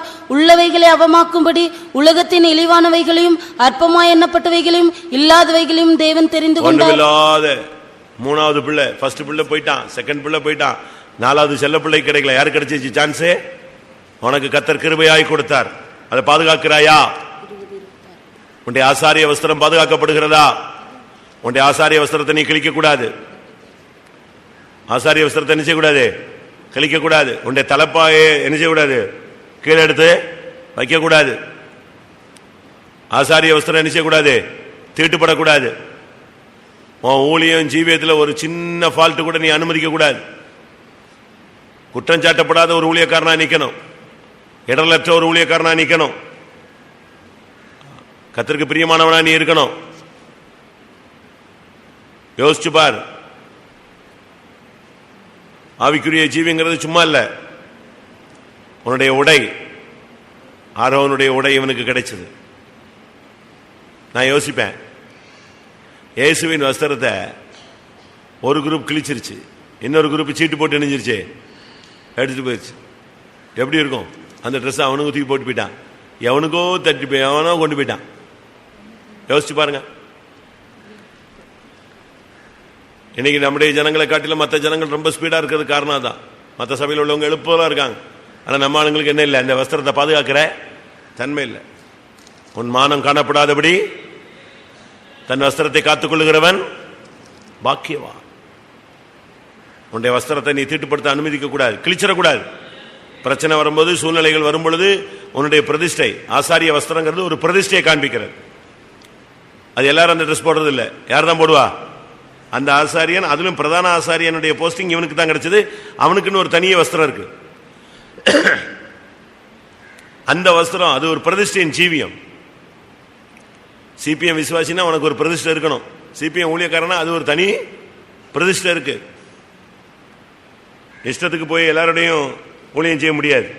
அடுத்ததாக என்னாகமம் 20:25. நீ ஆரோனையும் அவன் குமாரனாகிய எலியாசாரையும் கூட்டிக் கொண்டு அவர்கள் ஓர் என்னும் மலையில் ஏற பண்ணி. மோசையோடு இவனுக்கு ஒரு நல்ல ஐக்கியம் இருந்தது, நடத்துகிறவர்களோடு. என்னாகமம் 26:63 பாருங்க. மோசேயும் ஆசாரியனாய் எலியாசாரும் எரிகோவின் அருகே இருக்கும் யோர்தானுக்கு இப்பாலே. போதும் போதும். மோசையும் ஆசாரியனாகிய எலியாசார். இப்ப ஆரோனுடைய டைம் முடிஞ்சிருச்சு. இப்ப மோசையோட யாரு கூட நிக்கிறது? யார் கூட நிக்கிறது? சபையை நடத்துகிறவர்களோடு, உன்னுடைய புருஷனோடு, உன்னுடைய தாய் தகப்பனோடு நீ நிக்கணும். நடத்திப்புக்காரர்களோடு நீ கூட நிக்கணும். மோசையோடு ஆரோன் நின்னா. ஆரோனுடைய டைம் முடிஞ்ச உடனே அடுத்த சான்ஸ் யார் கிடைச்சது? மோசையோடு நிக்கிற சான்ஸே எலியாசாருக்கு கிடைச்சது. மோசையோடு நில்லு, சபையை நடத்துகிறவங்களோடு போய் நில்லு, ஒதுங்கி போகாத. அவங்களோட உனக்கு ஒரு நல்ல ஃபெல்லோஷிப் வச்சுக்க. ஃப்ரெண்ட்ஷிப் வேண்டாம். ஃபெல்லோஷிப்பு கவராது, ஃப்ரெண்ட்ஷிப்பு கவரும். புரியுதா? விசுவாசிகள் ஃபெல்லோஷிப் வச்சுக்கலாம், ஐக்கியம். ஆனா என்ன எதை வைக்கக்கூடாது? ஃப்ரெண்ட்ஷிப்பு வைக்கக்கூடாது. அந்த ஃப்ரெண்ட்ஷிப்பு கவுந்துரும், சண்டை போட்டுருவான். ஆனா ஃபெல்லோஷிப்புங்கிறது என்ன செய்யாது? இந்த கப்பல் என்ன செய்யாது? கவுராது. ஊழியக்காரங்களோட ஃபெல்லோஷிப் இருக்கலாம். ஆனா என்ன இருக்கக்கூடாது? ஃப்ரெண்ட்ஷிப் இருக்கக்கூடாது. அவங்கள பார்க்காம இருக்க முடியாது, அவங்க இல்லைன்னா என்னால சாப்பிடாம இருக்க முடியாது, அவங்க இல்லைன்னா என்னால ஊழியம் செய்ய முடியாது. ஓடு ஓடு, பெட்டியை தூக்கிட்டு ஓடுன்னு சொல்லணும். அவ்வளவுதான். அவங்க இல்லாம இருக்க முடியாது, அவங்க இல்லாம அம்மா அப்பா இல்லாம இருக்க முடியும் வந்துட்ட பிறகு இப்ப அவங்க இல்லாம இருக்க முடியாது. ஒரு சில விசுவாசிகள்கிட்ட போய் ரொம்ப ஃப்ரெண்ட்ஷிப் வச்சுக்குவாங்க ஊழியக்காரங்க. அது பிறகு மாற்றம் வரும்போது இவங்களும் அவங்களும் கட்டி பிடிச்சிட்டு அழுதுட்டு நிக்கணும் ரோட்ல. அங்க இருந்து போனு, அங்க இருந்து செல்லு, அங்க இருந்து லெட்டரு, அங்க இருந்து திங்ஸ். இந்த வேலையை நினைச்சக்கூடாது, ஆகக்கூடாது. ஊழியக்காரங்க கூட ஃப்ரெண்ட்ஷிப் வைக்க கூடாது. ஊழியக்காரங்க விசுவாசிகளோட ஃப்ரெண்ட்ஷிப் வைக்க கூடாது. விசுவாசிகள் ஊழியர்களோட ஃப்ரெண்ட்ஷிப் வைக்க கூடாது. விசுவாசிகளோட என்ன செய்யக்கூடாது? ஃப்ரெண்ட்ஷிப் வைக்க கூடாது. சகோதரத்துவம் தான் நிலைத்திருக்கணும். மாம்சீகம் அதுல என்ன செய்யக்கூடாது? மாம்சீகம் உள்ள தலையிடக்கூடாது. வந்துருச்சுன்னா போச்சு. ஊழியக்காரன் காட்டு மரம், முள்ளு மரம். அவன் நிழலில் உட்கார்ந்தால் உனக்கு நிழல் கிடைக்கும், அவனில் போய் சார்ந்தால் முள்ளு குத்தும். காட்டு மரங்களுக்குள் கிச்சிலி மரம் எப்படி இருக்கிறதோ அப்படியே குமாரருக்குள்ளே எனக்கு பிரியமானவளும் இருக்கிறார். கிச்சிலி மரம் என்னது? ஒன்று ஆப்பிள்மா, இல்லைன்னா என்ன சொல்லுவான், லைம் சொல்லுவாங்க. ரொம்ப கவனமா இருக்கணும். ஃப்ரெண்ட்ஷிப்பு ஃபெல்லோஷிப்புன்னுட்டு என்னத்தையா பண்ணிட்டு இருக்க கூடாது. மோசையோடு எலியாசாருக்கு இருந்த உறவுங்கிறது என்ன உறவு? எழுத்தின் பிரகாரமான என்ன உறவு? எழுத்தின் பிரகாரமா யாரு? எழுத்தின் பிரகாரமா என்னது? சித்தப்பா. சரிதானா? கரெக்ட். ஆனா எந்த இடத்துலயும் என் சிறிய தகப்பனாகிய மோசையே அப்படின்னு அவன் கூப்பிடவே இல்லை. எப்படிதான் கூப்பிட்டது? மோசே. அந்த ஸ்தானம் தான் நடத்திப்புன்னா மோசையை பார்த்தா அதே பயம், அதே பக்தி, அதே தெய்வ பயம் அப்படிதான் வச்சிருந்தான், அப்படியே ட்ரீட் பண்ணான். நமக்கு அப்படிதான் இருக்கணும். ரொம்ப கவனமா இருக்க வேண்டிய ஒரு காலம். அடுத்து என்னாகமும் 31:12. சிறைப்பிடிக்கப்பட்ட மனிதரையும் மிருகங்களையும் கொள்ளையிட்ட பொருள்களையும் எரிகோவின் அருகேயுள்ள யோர்தானுக்கு இக்கரையில் மோவாபின் சமனான வெளிகளில் உள்ள பாளையத்தில் இருந்த மோசேயின் இடத்துக்கும் ஆசாரியனாகிய எலியாசாரின் இடத்துக்கும் இஸ்ரவேல் புத்திரராகிய சபையார் இடத்துக்கும் கொண்டு வந்தார்கள். எல்லாத்தையும் இவன்டதான் வந்து நிற்கும். கொள்ளை பொருள் எல்லாம் இவன்டதான் வந்துச்சு. என்ன கொள்ளையடிச்சாலும், என்ன யுத்தத்தில் கிடைச்சாலும், என்ன கிடைச்சாலும் எல்லாம் யார்கிட்ட தான் வந்து கிடைக்கும்? யார் கையில தான் கொடுத்தாங்க? ஆசாரியன் கையில தான் கொடுத்தாங்க. கர்த்தர் வந்துட்டு எல்லா கொள்ளை பொருளையும் கொண்டு வந்து கொடுப்பார். ஆசாரியனாக்கி நீ கவனமா இருக்கணும், அதுல கணக்கு கரெக்டா கொடுக்கணும். அழகா அவ்வளவு பேருக்கும் பங்கிட்டு கொடுப்பான். யார் யாருக்கு என்னென்ன கொடுக்கணுங்கிறது அழகா ஷேர் பண்ணி கொடுப்பான். எது தேவனுக்கு சேரணும், எது ஆசாரியனுக்கு சேரணும், எது ஏழை ஜனங்களுக்கு சேரணும், எந்த மிருக ஜீவன்கள் எந்தெந்த கோத்திரத்துக்கு போகணும், எவ்வளவு கிடைச்சது, எவ்வளவு பொது, எவ்வளவு மீதி, எல்லாம் கரெக்டா பங்கிடுறது. உனக்கு அந்த கிருபை இருக்கா? சம்பளம் எவ்வளவு, ஊழியம் எவ்வளவு, ஊழியத்துக்கு எவ்வளவு, காணிக்கை எவ்வளவு, உற்சாக காணிக்கை என்ன, அது என்ன, பிள்ளைகளுடைய படிப்புக்கு என்ன, பிள்ளைகளுடைய வேலைக்கு என்ன, வாடகைக்கு என்ன. ஒரு சிலருக்கு அப்படிலாம் கிடையாது. வந்துச்சு அவ்வளவுதான், 10ஆம் தேதி காலி பண்ணிட்டு திருப்பி அப்படியே முடிச்சு அன்னைக்கு வந்து அது பிறகு பாத்தீங்கன்னா அவனுக்கு பைத்தியம் முடிச்ச மாதிரி இருக்கும். ஏன்னா கையில் என்ன கிடையாது. நீ பிளான் பண்ணு. 400 ரூபானா 400 ரூபாயில வண்டி ஓட்டுறது மாதிரி பிளான் பண்ணணும். 10,000 ரூபா இருக்குன்னா 10,000 ரூபாய்க்குள்ள வண்டி ஓட்டுற மாதிரி பிளான் பண்ணணும். அதுல எவ்வளவு மிச்சம் எடுக்கலாம், எவ்வளவு தேவை. அதுக்காக சோறையை சாப்பிடாம மிச்சம் எடுக்கணும்னு நான் சொல்லலை. தேவைகளே அன்றன்று உள்ளபடியே தேவன்கிட்ட கேட்டு வாங்கிக்க. என்ன சிறைப்பிடிச்சு கொண்டு வந்தாலும், மனுஷரோ மிருக ஜீவன்களோ பொண்ணோ வெள்ளியோ என்ன கொண்டு வந்தாலும் யார்கிட்ட வந்துடும்? அது எலியாசர்ட்ட தான் வரும். மோசேட்ட வரும். மோசே யார் கையில கொடுத்துருவான்? எலியாசர்ட்ட கொடுத்துருவான். எலியாசர் ஃபுல்லா கிளியர் பண்றது. ஒருத்தன் கூட வந்து எலியாசரை நீ இப்படி செஞ்சது தப்புன்னு ஒருத்தன் கூட என்ன செய்யல, கேட்கல. உன்னுடைய வருமானம், உன்னுடைய ஆஸ்தி, உன்னுடைய இதுல நீ ரொம்ப கவனமா இருக்கணும். அடுத்து என்னாகமும் 31:41. கர்த்தருக்கு ஏறெடுத்து படைக்கும் அந்த பகுதியை மோசே கர்த்தர் தனக்கு கட்டளையிட்டபடியே ஆசாரியனாகிய எலியாசார் இடத்தில் கொடுத்தான்.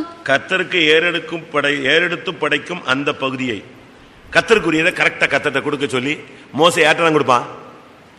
யார் கையில கொடுக்கறது? எலியாசார் கையில கொடுத்துருவான். மோசே வயசு என்ன, இவன் வயசு என்ன, மோசேனுடைய எக்ஸ்பீரியன்ஸ் என்ன, இவன் எக்ஸ்பீரியன்ஸ் என்ன.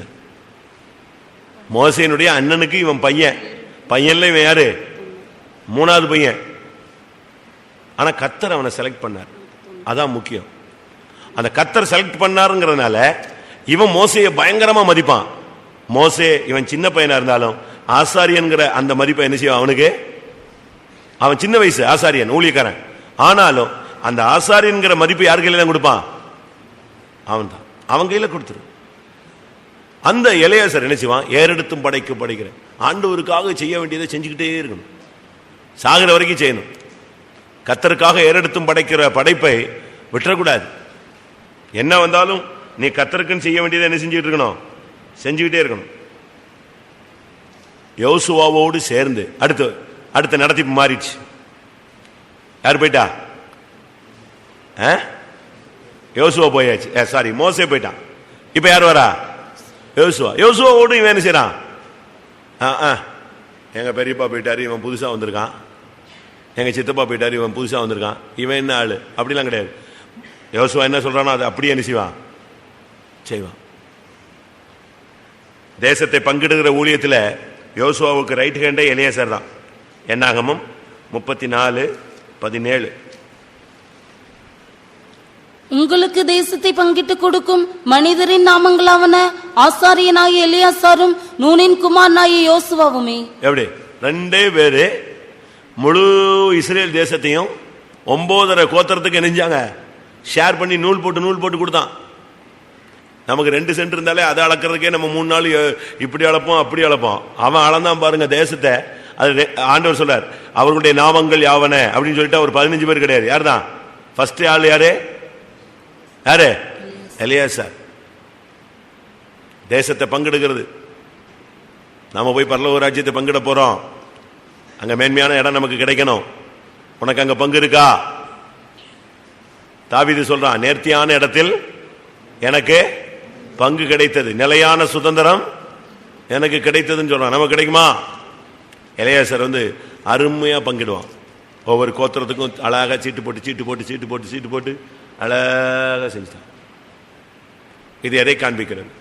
நாம் எலியாசர்னா ஊழியக்காரன் சபையில் உள்ள விசுவாசிகளுக்கு பரலோக ராஜ்யத்தை பங்கிடக்கூடியவனாய் மாறணும். இவங்களை இங்க உள்ள சுதந்திரவாளிகளை அப்படியே கொண்டு போய் எங்க உள்ள சுதந்திரவாளியா மாத்தணும், பரலோகத்தில் சுதந்திரவாளியா மாற்றி அவனுக்கு அங்க தேசத்தில் என்ன செய்யணும்? பங்கிடுறவனா மாறணும். அடுத்து யோசுவா 17ஆம் அதிகாரம் 4ஆம் வசனம்.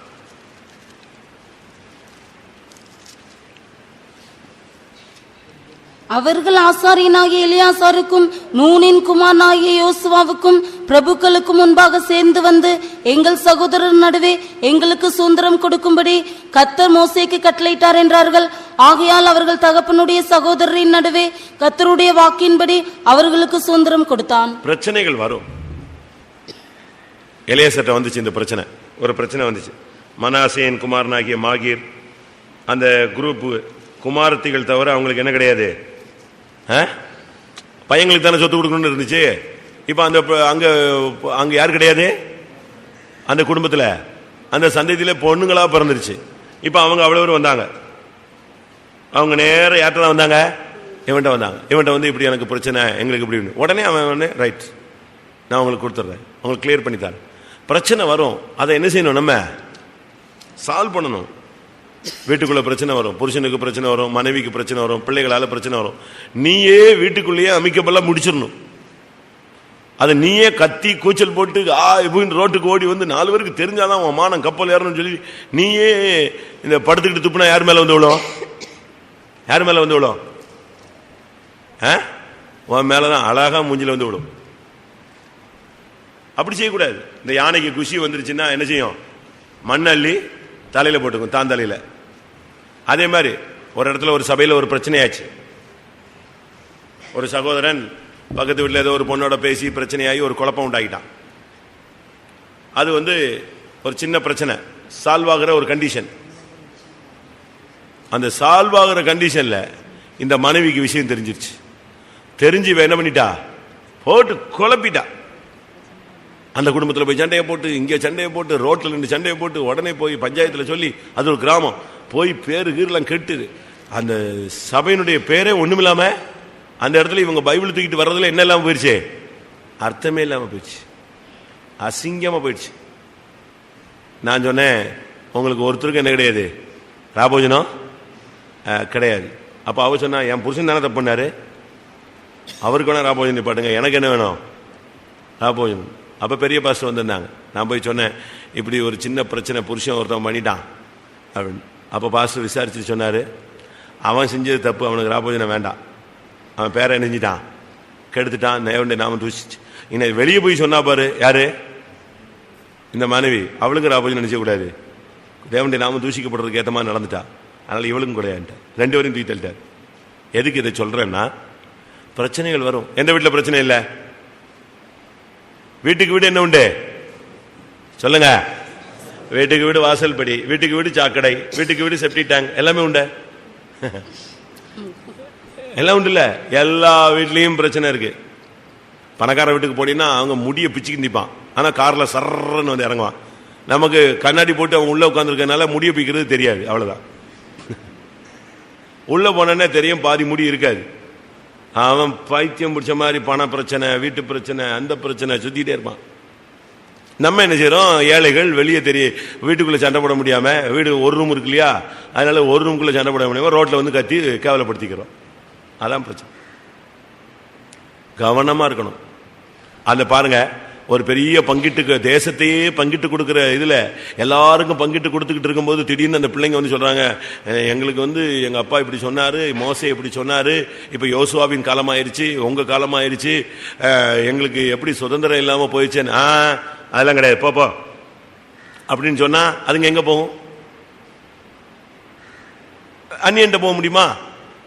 அழகா மோசே சொன்னாரா, ரைட். கர்த்தர் இப்படி சொல்லியிருக்காரா, ரைட், ஓகே. ப்ராப்ளத்தை என்ன செய்ய? தீய டக்குன்னு தண்ணி ஊத்தி என்ன செய்யணும்? அணைச்சிடணும். உடனே தூக்கி ஆயில ஊத்தி பத்தி எரின்னு சொல்லக்கூடாது. நான் கத்துவேன், 4 வீட்டுக்கு தெரியணும். அது பிறகு நீ பைபிள் தூக்கிட்டு இந்த கோயிலுக்குள்ள வரக்கூடாது, இந்த ஏரியாலே நடக்கக்கூடாது. 4 பேருக்கு கேட்கணும், 4 பேருக்கு தெரியணும். உன் குடும்பமானம் கப்பல் ஏறணும்னு சொன்னீங்கன்னா உன் குடும்பமானம் கப்பல் ஏறது இல்லை. அடுத்து 15 நிமிஷம் கழிச்சு பைபிளை தூக்கிட்டு கிளம்பி வர பாரு, அங்க யார் மானம் கப்பல் ஏறுது? ஆண்டுடைய நாமம் கப்பல் ஏறுது. அதை நீ கவனிக்கணும். அதனாலதான் இவர்கள் மூலமாய் சத்திய மார்க்கம் என்ன செய்கிறது? தூஷிக்கப்படுகிறது. அதனால நீ வெளியவே சொல்லக்கூடாது. சில பேரண்ட்ஸ் பிள்ளைகளை அடிப்பாங்க, ஓன்னு கத்தும், சவுண்ட் வெளியே கேட்கக்கூடாதுமா, அட்டி பிச்சுட்டு இருப்பான். ஆனா என்ன சொல்லுவான்? மோடுவாய இருக்கும். அது ஏன்னா அது சத்தம் போட்டா அதுக்கு என்னது? அடி. அது மாதிரி நீ வெளியவே இருக்கக்கூடாது. என்னுடைய தாசனுடைய சத்தம் என்ன செய்யாது? வீதியிலே அவர்கள் சத்தம், வீதியிலே சத்தம் கேட்காது. அவர் கூக்குரலிட மாட்டார், வாக்குவாதம் செய்ய மாட்டார். வீதியிலே அவருடைய சத்தம் கேட்கப்படுவதில்லை. உன் சத்தம் ரோட்ல கேட்கக்கூடாது, வீட்டுக்குள்ள கூக்குரல் கேட்கக்கூடாது, வீட்டுல வாக்குவாதம் பண்ணக்கூடாது. எலியாசர் வந்த உடனே ப்ராப்ளம் சால்வ் பண்ணிட்டான். ஒரே அது 10 நிமிஷம் கூட ஆகல.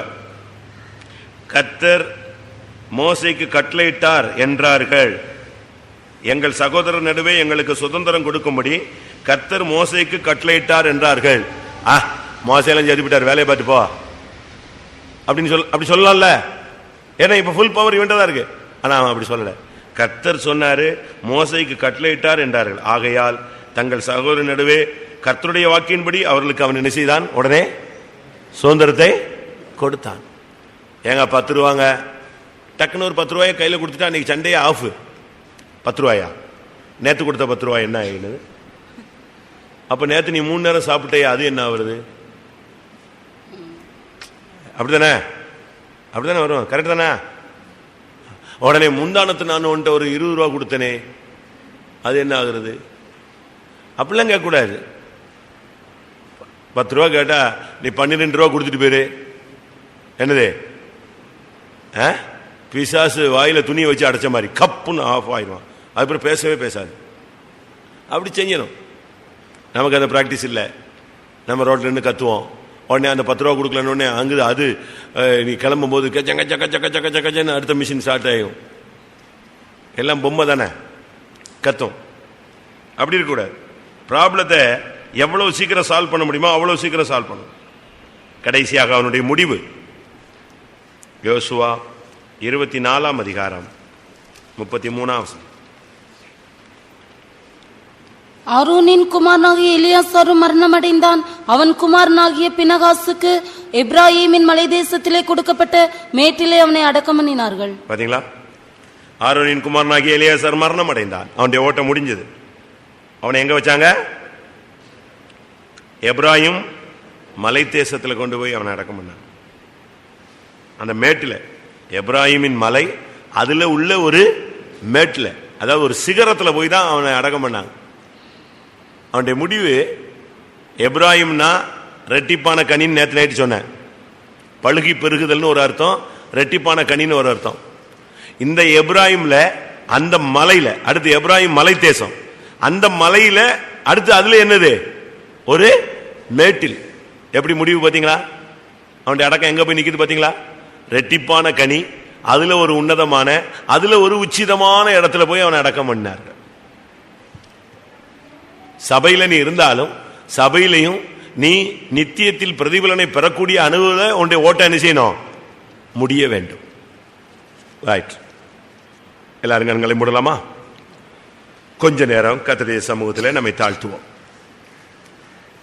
நாம் ஆரோனுடைய குமாரர்களில் எந்த கூட்டத்தை சேர்ந்தவர்கள்? இத்தாமாரா, எலெயாசாரா, நாதாப், அபியூவா? நாம் யாருடைய நிலவரத்தில் காணப்படுகிறோம்? கொஞ்ச நேரம் எல்லாரும் கண்களை மூடி முழங்கால் போடும், நெல் டவுன் போடலாம். காலை மடக்கி உட்காந்து 1 மணி நேரம் ரொம்ப டயர்ட் ஆயிடுச்சு உங்களுக்கு. கொஞ்ச நேரம் எல்லாரும் தாழ்த்துவோம். ஆண்டவருடைய பாதத்தில், கர்த்தாவே, இந்த சபையில் என்னை ஒரு குமாரனாய், ஒரு சுதந்திரவாளியாய் கொண்டு வந்தீர். நான் நாதாப், அபியூ போல இருக்கிறேனா? இத்தாமாரை போல இருக்கிறேனா? இல்லாட்டால் எலெயாசாரை போல இருக்கிறேனா? நான் அதை விளங்கி கொண்டேன் ஆண்டவரே. நாதாப் உதாரத்துவம், நாதாப் அபியூ ஆராதிப்பவன். உன்னுடைய காணிக்க கொடுக்கறதுல உன்கிட்ட குறையில்லை, உன்னுடைய ஆராதித்தல் தன்மையிலையும் குறையில்லை. ஆனால் தேவனை தரிசித்த ஒரு கிருபை கிடைத்த ஒரு ஆள் நீ. ஆனா உனக்குள்ள உடையில பரிசுத்தம் இருக்கு, ஆனா ஊழியத்தில் பரிசுத்தம் இல்லை. உனக்கு பிள்ளைகள் இல்லை, ஜெயஜீவியம் இல்லை. உனக்குள்ள அந்நிய அக்னிகள் இருக்கு, பிரமாணத்தை மீறுகிற பல பழக்க வழக்கங்கள் இருக்கு. அது நியாய தீர்ப்பின் ஊழியமாய் முடிந்தது. இத்தனை வருஷம் இந்த பாதையிலே போய் எவ்வளவோ காணிக்கைகளை கொடுத்தும், எத்தனையோ வருஷம் தேவனை ஆராதித்தும், பல தரிசனங்களை பெற்றும், நடை உடையிலே பரிசுத்தத்தின் சாயலை வெளிப்படுத்தியும் ஜெயஜீவியம் இல்லாவிட்டால்,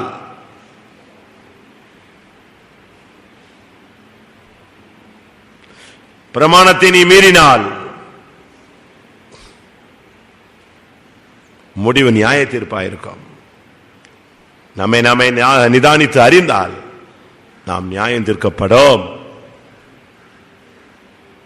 இந்த சபையில் வந்து கர்த்தர் உன்னை நேசித்து நியாய தீர்ப்பிலிருந்து தப்பிக்க வைத்து உன்னை சபைக்குள்ள வைத்திருக்கும் பொழுது நீ ஏன் உற்சாகம் இல்லாமல் இத்தாமாரை போல இருக்கிறாய்?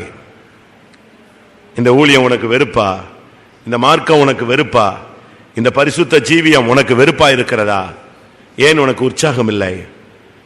நீ பிரதிஷ்டையெல்லாம் பண்ணுகிறாயே, ஊழியம் எல்லாம் செய்கிறாயே, கர்த்தருக்காக ஜீவிக்கணும்னு வாஞ்சிக்கிறாயே, ஏன் நீ வாஞ்சிக்கிறதுபடி ஜீவிக்கிறது இல்லை? ஏன் கர்த்தரோடு நீ நெருங்கி வருகிறது இல்லை? ஏன் கர்த்தருடைய காரியங்களில் உற்சாகமாய் பங்கெடுக்கிறது இல்லை? நீ ஒரு இத்தாமாரா இருந்தால் அது வீணாக போய்விடும். எலியாசார்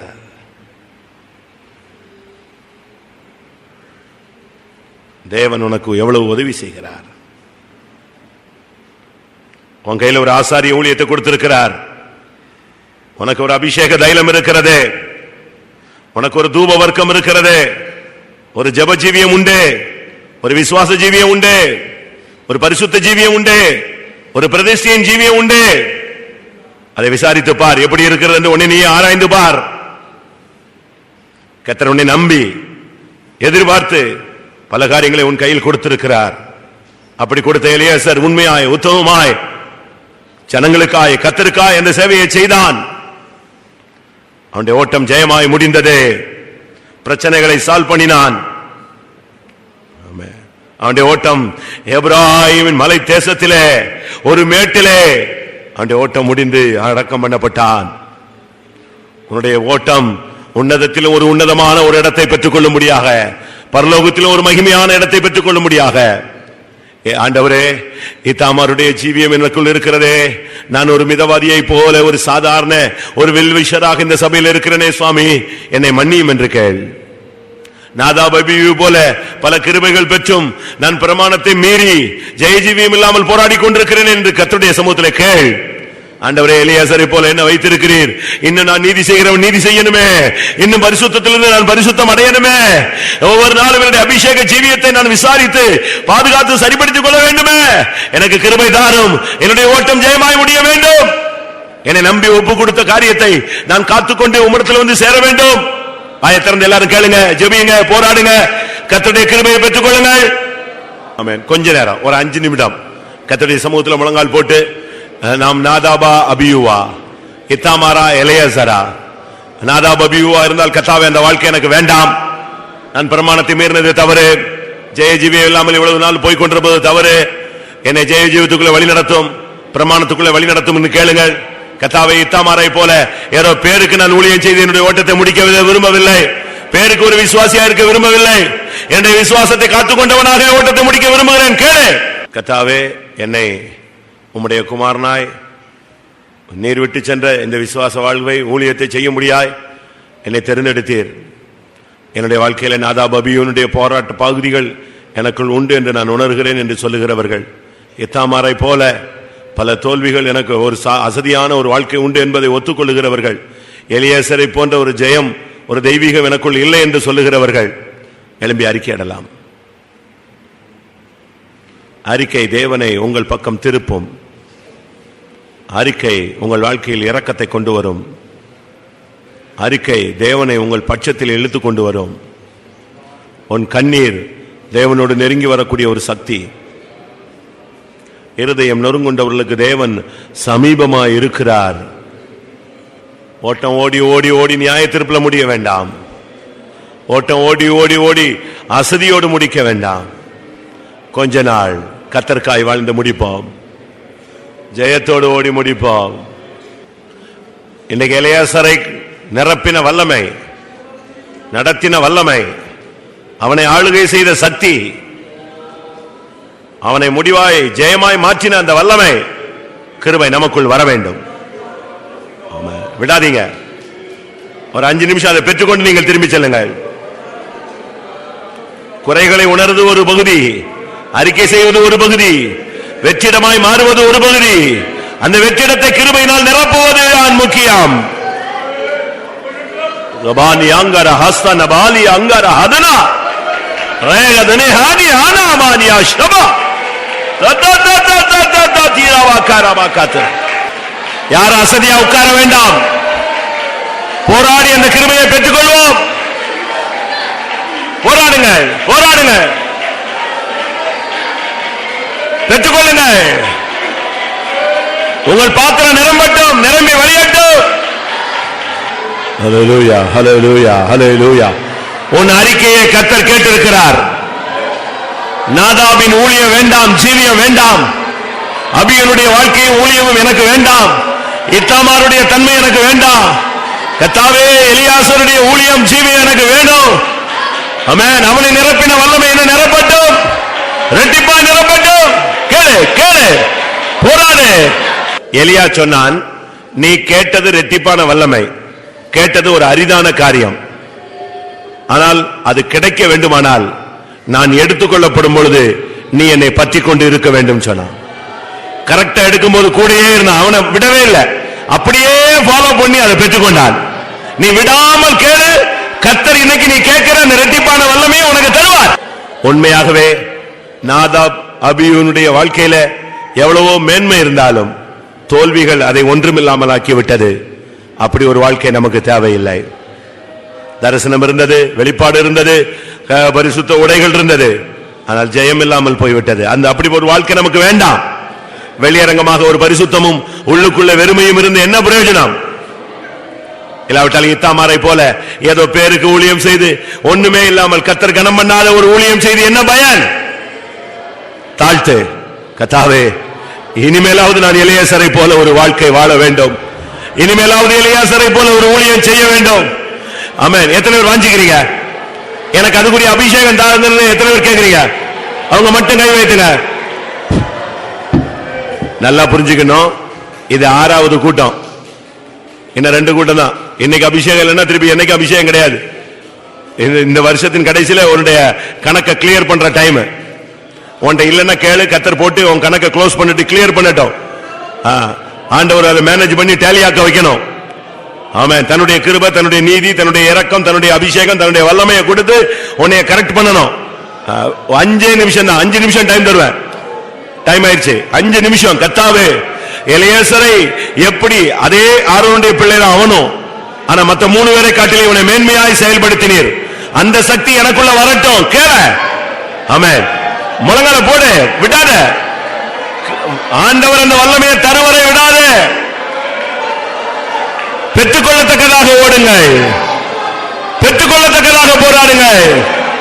கர்த்தாவே, அந்த கிருபை தாரோ, அந்த அபிஷேகம் தாரோ, அந்த அந்நிய பாஷை தாரோ, அந்த வல்லமை தாரோ, அந்த ஜீவன் தாரோ. இந்த கூட்டத்தில் உள்ள எலியாசருக்கு ஒரு அபிஷேகத்தை கர்த்தர் தருகிறார். இந்த கூட்டத்தில் ஒரு சிறிய கூட்டம் எலியாசாராய் தன்னை அர்ப்பணித்திருக்கிறது.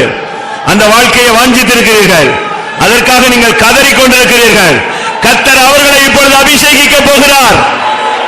அபிஷேகத்தை பெற்றுக்கொள். உனக்குரிய அபிஷேகம். ஹல்லேலூயா.